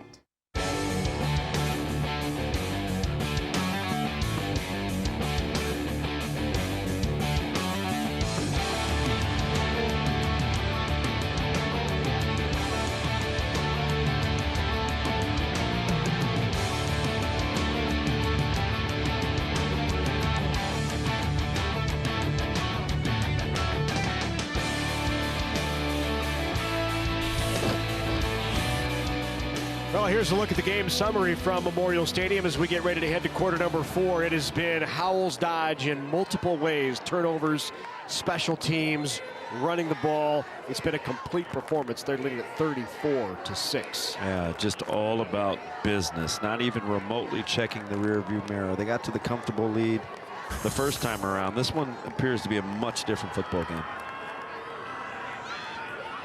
3 turnovers committed by the Cougars.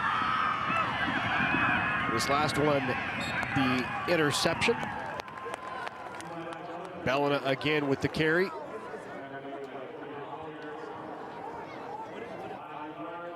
Bellina averaging right at 6.5 yards per carry. Get 5 on first down there. Yeah, 22 for 148 with still almost a full quarter left to go.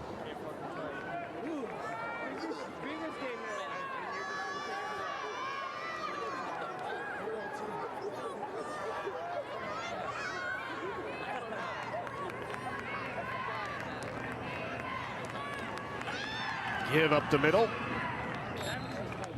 Gain of 2 will bring up 3rd down and short. Coach Spears was talking about some of the wrinkles, those quick hitters off the dive. Cross County's made a nice adjustment. They're going to have one more to make. If Nelson decides to keep on any of those dives, he could walk into the end zone. Cross County really committing to stopping that inside run game now. Love the cat and mouse of football, especially at this level where the intricacies in blocking, you have to be creative.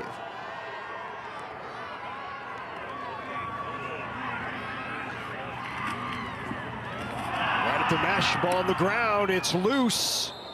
Let's see who comes away with it. That's interesting. He must have seen the same thing I did, except he used a pitch back to draw open a free defender. Maybe we just played the 2-man game between fullback, quarterback. He wanted that one back. Nelson was like, I wanted to keep that.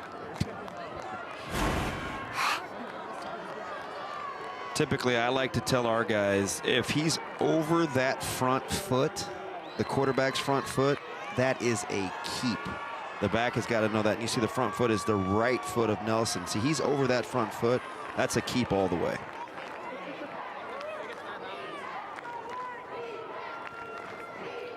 So Nelson recovers the fumble. That brings up 4th down and 2, and a timeout taken by the Jaguars. So Mike Spears wants to talk about the 4th down play upcoming. Well, his temperament looks like, I'm not a doctor, but I'll play one up here. He has the demeanor of somebody that's about 90 over 70. Right? Just Spears. Yeah, just steady Eddie, even keeled, looks the same. I mean, this is just dialogue right here. Now, you can do that when it's 34-6, but even when it was a little dicey early and they were turning the ball over, he was still the same.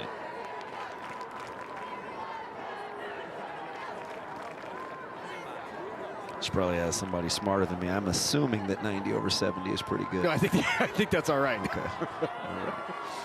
That whole systolic, whatever the D word is, kind of throws me for a loop.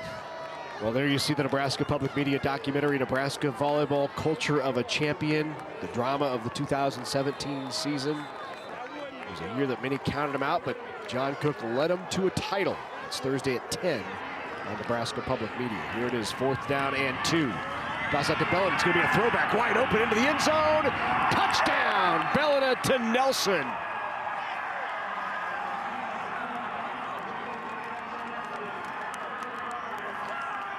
First completion of the game. It's a touchdown. Now showing you the whole bag, the little throwback game. They've been running toss all afternoon. This was bound to be there at some point.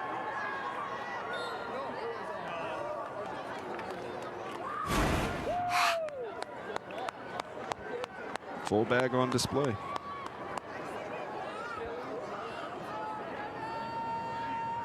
Nelson under center. Now the toss to Bellina on the 2-point try.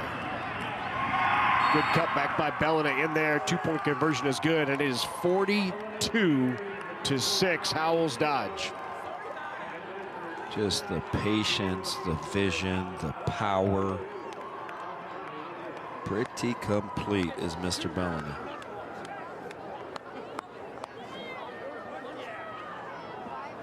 Levi Bellina, 4 touchdowns rushing, 1 touchdown passing right here. Back to Gavin Nelson.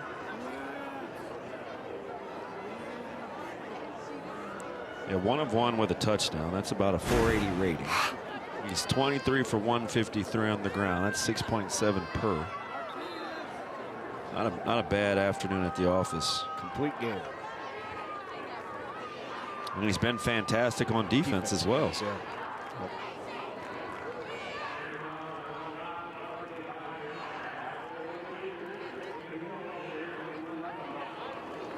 Howells-Dodge now to kick it away here in the 4th. 9:39 to go. It is a complete performance here for the Jaguars. Trying to complete an unbeaten 13-0 season and a first state championship as Howells-Dodge. That's through the end zone.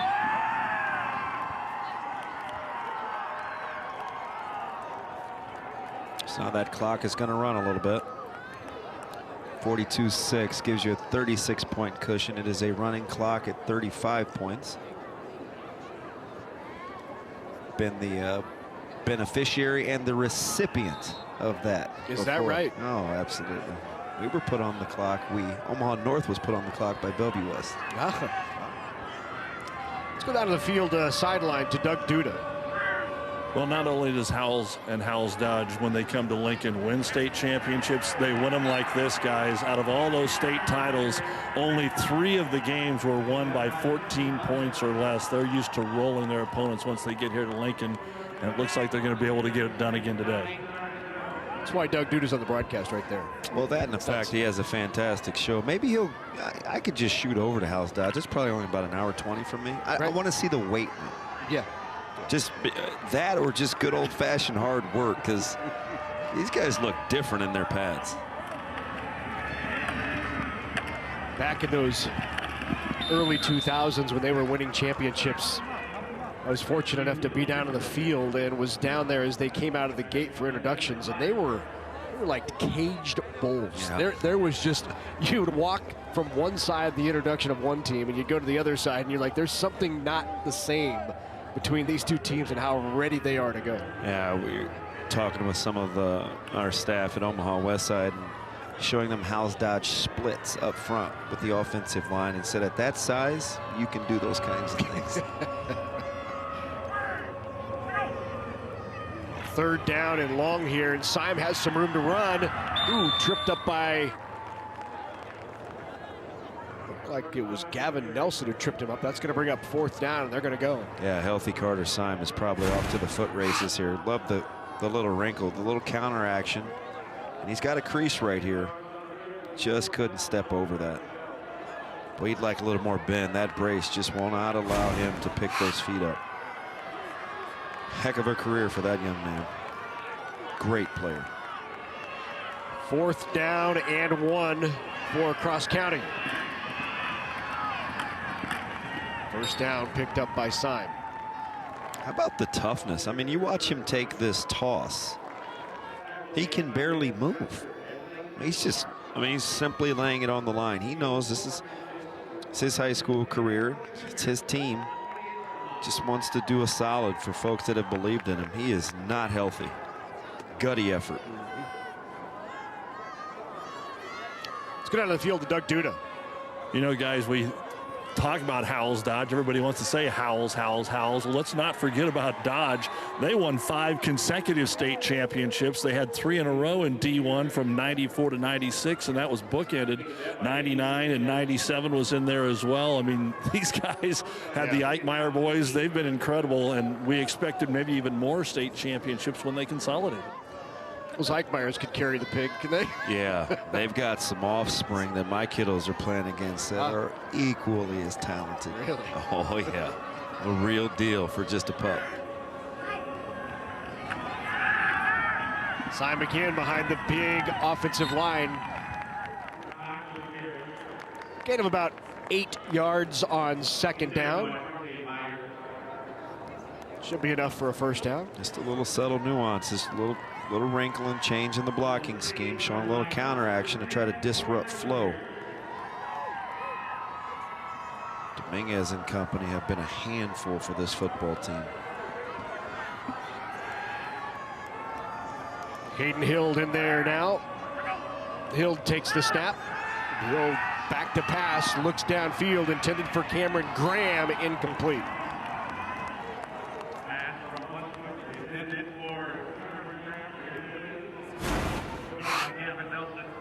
A little run action. Nelson does a good job of, see, I like the fact, watch him play through the hands right there. It's kind of how you teach it. He turned both ways, which he got away with because he felt where his receiver was. It's a really good, that's the 3rd time today he's played a ball in the air. That's pretty good right there. Didn't panic. Lundstrom steps through the tackle, but allowed enough defenders to get there. It's a short gain. It'll bring up 3rd down and 7 yards for the Cougars as the clock continues to run here in the 4th quarter, nearing the 5-minute mark. I really like Lundstrom's toughness. He has had to hang in there under duress all day. Dominguez looks like he could go for about 4 more quarters. It's a man right there. Cross County had been dominant throughout the playoffs. Knocked off Clarkson Lee in the first round, 45-12. Scored 67 on Weeping Water. Put up 58 on Lourdes Central Catholic, and then 56-20 over Hitchcock County. Flag on the play. So that'll shorten the 3rd down distance. Offsides called in the Jags.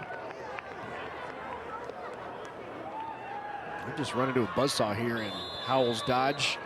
Didn't have a couple of things go their way early on the turnovers, with possession deep in their own territory, about ready to punch it in for points, and 2 turnovers were costly in that first half. Yeah, you never know what happens with the emotion and the way games will be called after that. But if they get those 2 scores, that would have been interesting to see momentum. Carrying a first down for Lundstrom.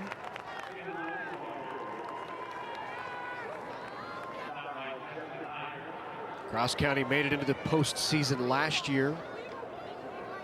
Into the D1 semifinals, and they lost to Burwell in a great game, 37-36. Howells-Dodge was also beaten last year by Burwell, 50-14 in the second round of playoffs. Yeah. 2 teams that have been right on the edge, right on the verge of making it here to Memorial Stadium for a few years, and both getting here in 2021. What does that say about the quality of program in Burwell? Yeah, right? 5 of 6 years down here at the finals. That's not just because they made banners with my name on it. I know what you're going to say. You remember that. I'm stunned. Well played. Did you remember? You brought it up on the broadcast. Do you have a picture that you would like to show? Next time I'm going to see it pop up on the air, right? You brought the picture with you. Touche.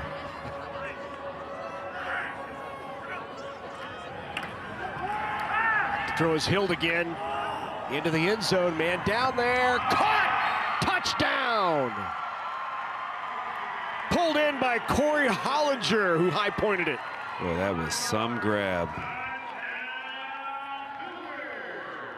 How about the sportsmanship right there? Okay, guys, well done. Looks like it may just be a cramping up, yeah. How about him high point this one? Go get it, big fella. Oh, that is a fantastic catch. All right, yeah, and the players down in the field, Howells-Dodge players, are saying incomplete. They saw the replay on the big screens, and I'm not going to be surprised if we have a whistle here, play stopped, and review, because this was an incomplete pass. Well, it's not did it hit the ground or not, it's did the ground help him control possession. There you go. And the 2-point try, no good, but the touchdown will stand. That's the distinction with whether the ball can touch the ground. It's just, did it aid in him making the catch, is what they would have to decide. Well, with 2:56 to go. Take a look at it. Goes up. First man in the air wins the war. You could make the case the ground did aid in the catch, though.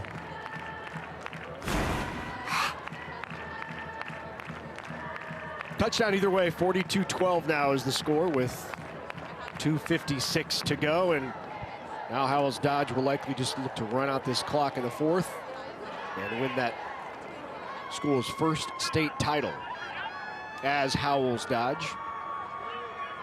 The Jaguars. That's correct. Just wondered what would happen if a Jaguar met a Cougar. Now you know.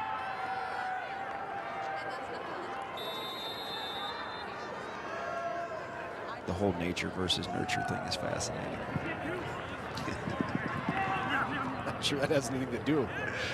Well, you know, some people like to try to, occasionally you'll see like on, you know how you frequent TikTok and stuff like that. You'll see like these baby cougars at people's homes that they've caught. TikTok. Yeah, you know. Yeah. Yeah. I've seen TikTok. Our crack statistician is looking at me. I'm sorry, Glenn. I'm sorry. Oh.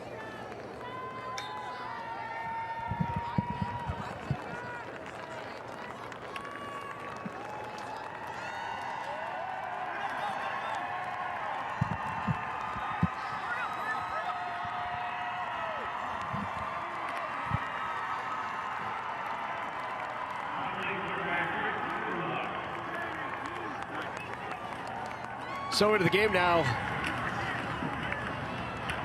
for the first time for Howells-Dodge.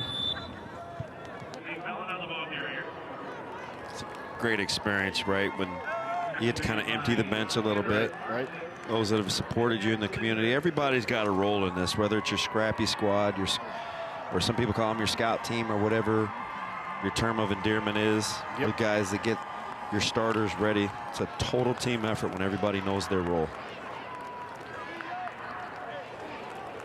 Britton Sindelar, the junior, in there, quarterback now for Howells-Dodge. That last carry by Lane Bellina. Here's the pitch back to Lane Bellina again. Lane, a sophomore, 5'11". And as you said, it's not a Howells-Dodge game if there's not a Bellina, huh? Yep, death taxes and a Bellina. Well, that is a heck of a year for that football team.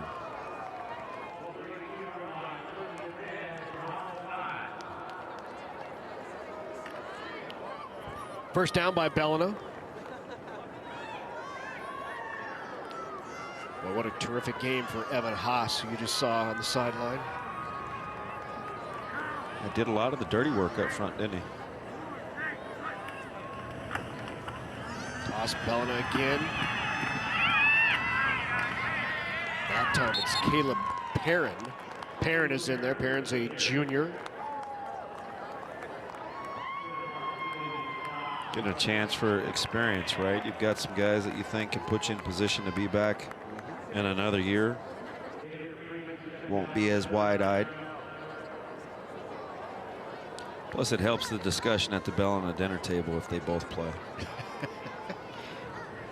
Landon Dobbins in there, quarterback now. He's just a sophomore.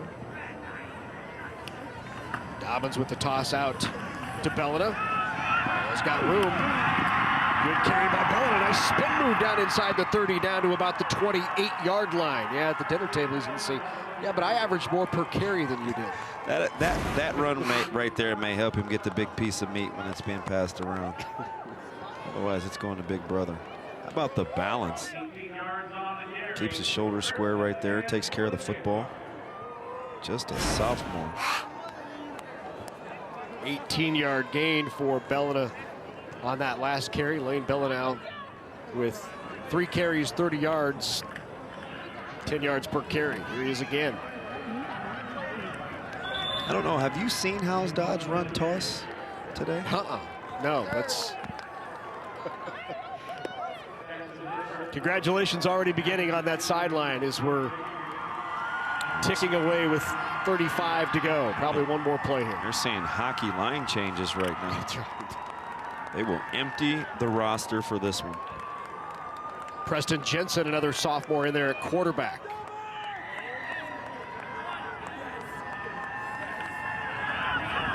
Toss. Stood up in the backfield there. That was Dylan Berkacek, who's just a freshman. One of 4 freshmen on the roster. They're trying to get Mike, and they got him. Oh, he tried. It's as quick as he's had to move all morning. And that'll do it here in the Class D1 State Championship. Howells-Dodge, for the first time as a consolidated school, they are state champs. They win it, the final 42-12.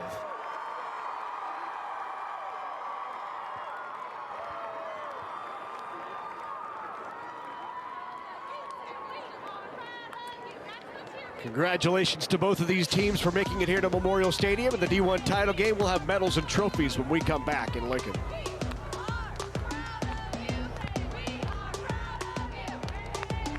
On Secrets of the Dead. The 16th century will be the age of discovery. The female was simply forgotten. As an archaeologist, you can't not be interested in Stonehenge.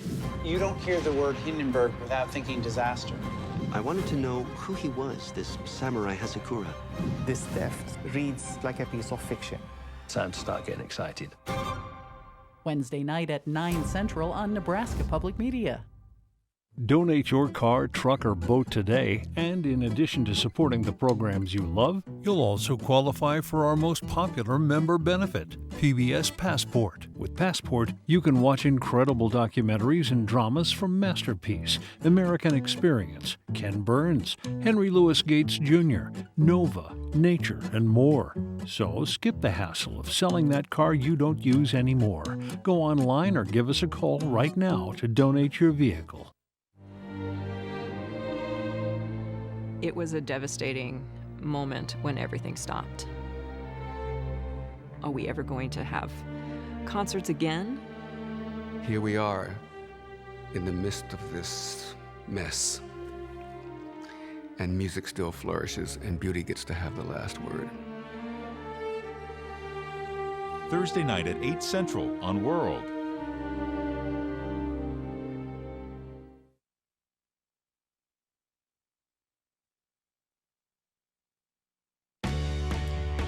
Coverage of the 2021 NSAA High School Football Championships on Nebraska Public Media is made possible in part by Nebraska Soybean Board, Education Quest Foundation, the Nebraska Public Power District, Nebraska Kubota Dealers, Nebraska Corn Board, Aurora Cooperative, and Constellation Energy.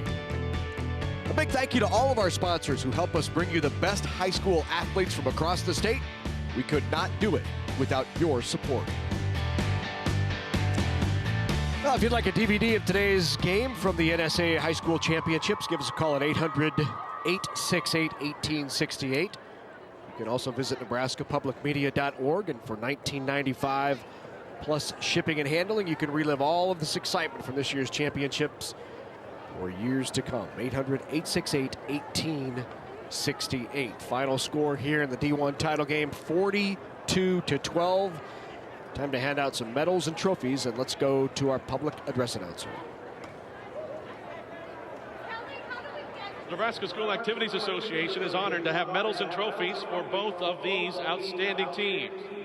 Presentations will be made by NSAA Executive Director Jay Beller, NSAA Board of Directors, Dana Weissman from Sutton, Bob Drews from Holdridge, Dr. John Cerny from Bancroft Rosalie, and Ryan Rule from Centura, and U.S. Bank Representative Steve Mayer. Here are the awards for the runner-up, Ross County High School. Head coach Hayden Delano and his assistants will present the silver medals. Players, please come forward as your name is called. Number 1, Cameron Graham.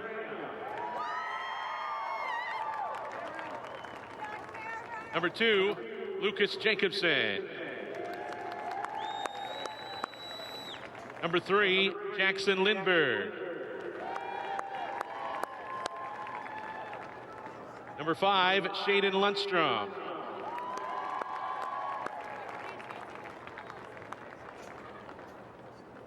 Number 6, Jacob Manzanares.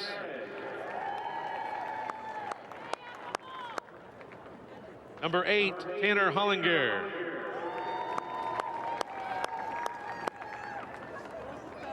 Number 9, Ashton Syme.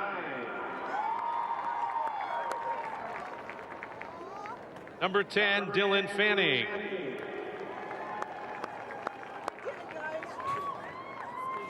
Number 11, Hayden Hild.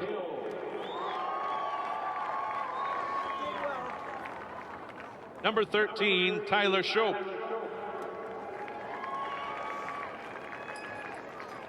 Number 14, Dalton Noble. Number 15, Braden Schmidberger. Number 20, Trevin Nienhauser. Number 21, Noah Sandell. Number 22, Corey Hollinger.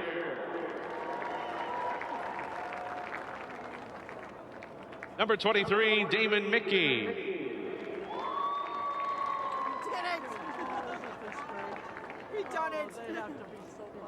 Number 24, Andrew Dubas. Number 30, Isaac Dickey.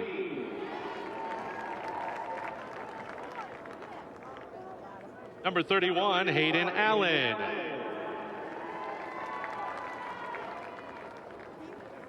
Number 32, Rafe Peterson. Number 33, Toby Waller.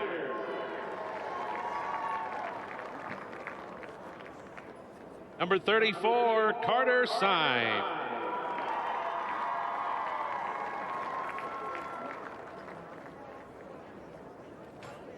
Number 40, Ty Rasick. Number 41, Trevor Bolton. Number 42, Tanner Marsden. Number 54, Leighton Nuttleman. Number 55, Alex Noyd. Number 63, Colby Bolton.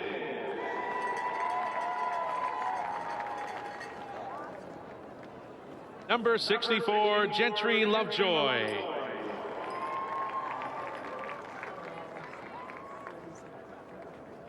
Number 75, Owen Rinkin. Number 77, Cooper Sundberg. Number 80, James Elgin.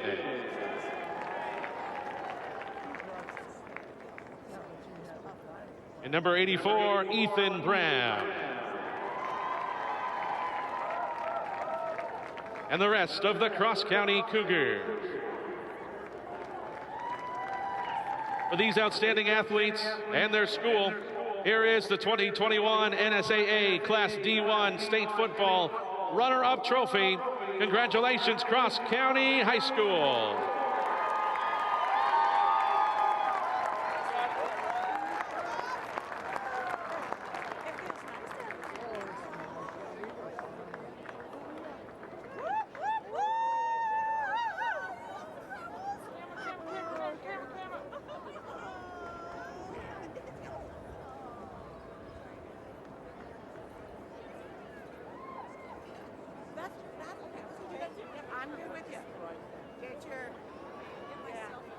So congratulations to Cross County finishing runner-up here in the Class D1 State Championship.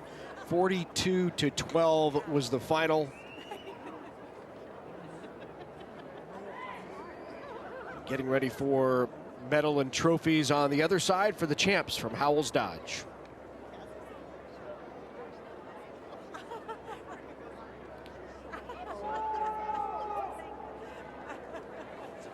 And now, to the champions, Howells-Dodge. Head coach Mike Spears, we have a special award for you.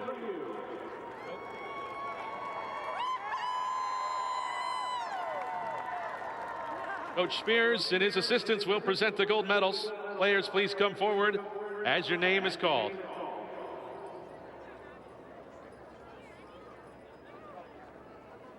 Number 1, Lane Bellina.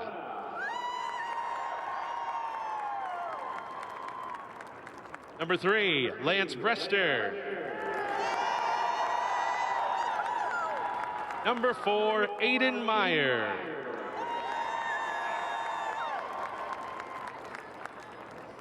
Number 6, Britton Sindelar.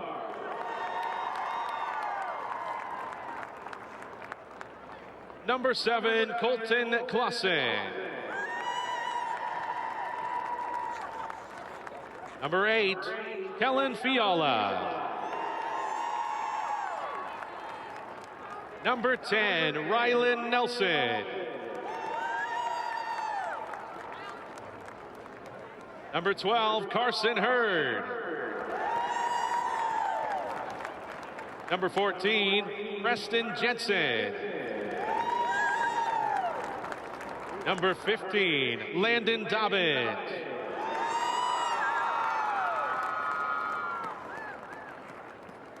Number 17, Gavin Nelson.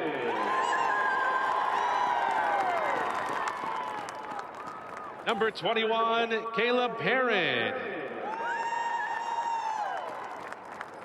Number 22, Levi Bellina.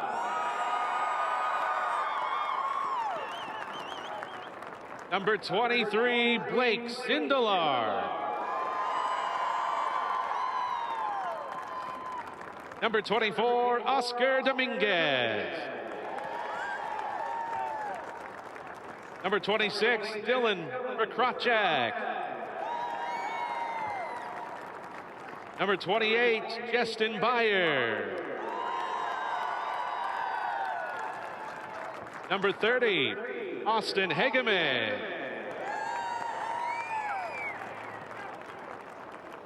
Number 32, R.J. Beyer.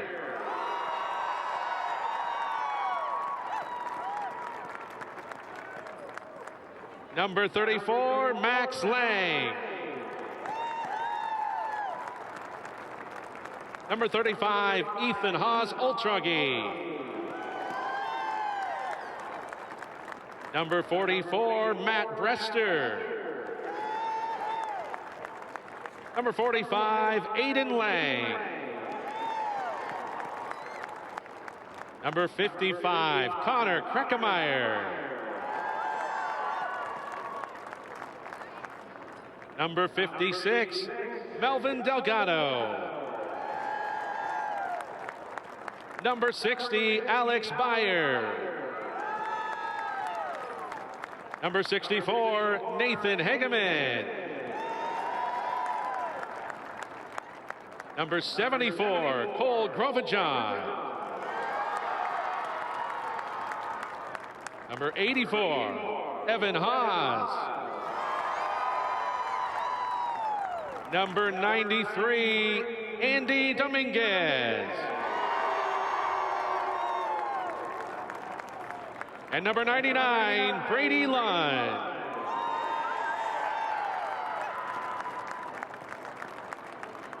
Presenting the championship game ball from Farmers Mutual of Nebraska is Vice President of Claims, Aaron Klaus. And for these outstanding athletes in their school, here's the 2021 NSAA Class D1 State Football Championship Trophy. Congratulations, Howells-Dodge Jaguars!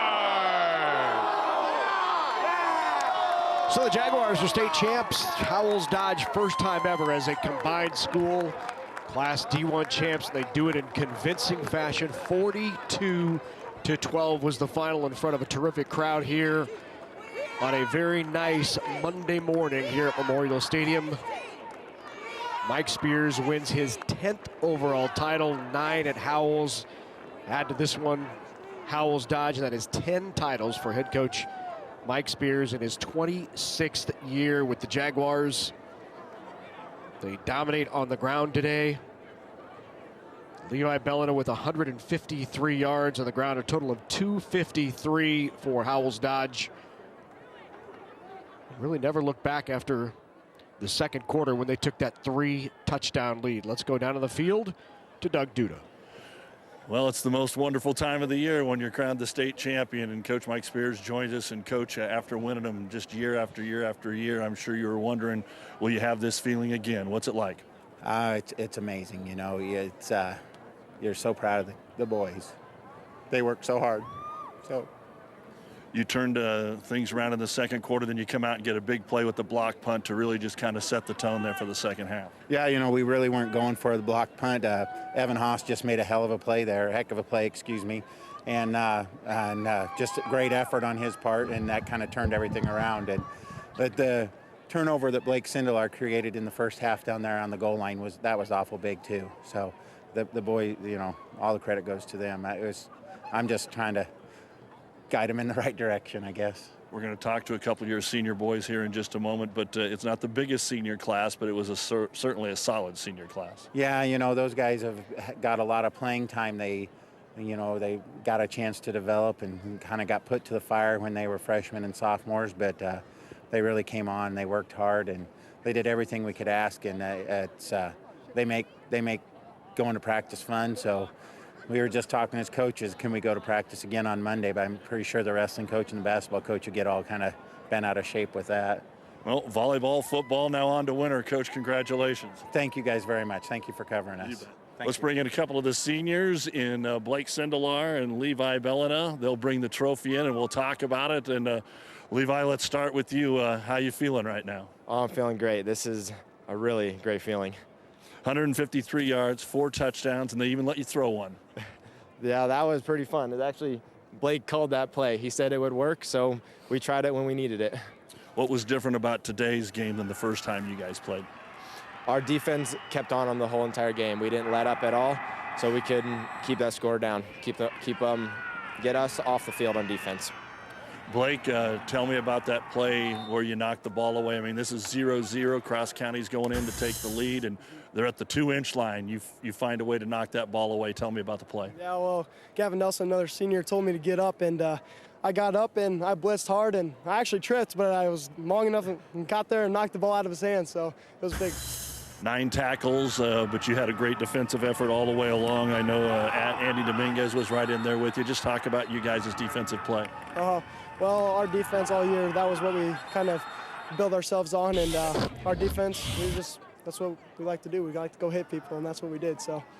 Well, you guys joined the long tradition of history at Howells-Dodge. How's it feel? It feels good. Some of our dads were coached by Spears, and it feels good to win with Coach Spears. It's awesome. All right, guys, go celebrate. Congratulations. Thank you. There they are, Blake Sindelar, Levi Bellina, Coach Mike Spears. Howells-Dodge, your D1 state football champions once again. Tradition-rich program, both Howells and Dodge, and now as Howells-Dodge, they take home the trophy in Class D1. Yeah, fantastic performance, start to finish. Real business-like, even in their interviews, right? They sound a lot like their head coach. They expected to be here, and they got it done. And you can tell how much Mike Spears cares. You heard him start to break down there when he was talking about his players and how hard they have worked this year to get to this point and win a state championship. So congratulations to Howells-Dodge. I want to remind you, coming up this afternoon at 2:30 right back here on Nebraska Public Media, we have the Class D2 state title game between Kennesaw and Sandhills Thedford, 2 unbeaten teams. One of them will be a state champ. So once again, our final score, 42-12. Howells-Dodge is the state champs. For Damon Benning and the entire Nebraska Public Media Sports Production crew, I'm Larry Putney. We'll see you later this afternoon from here at Memorial Stadium.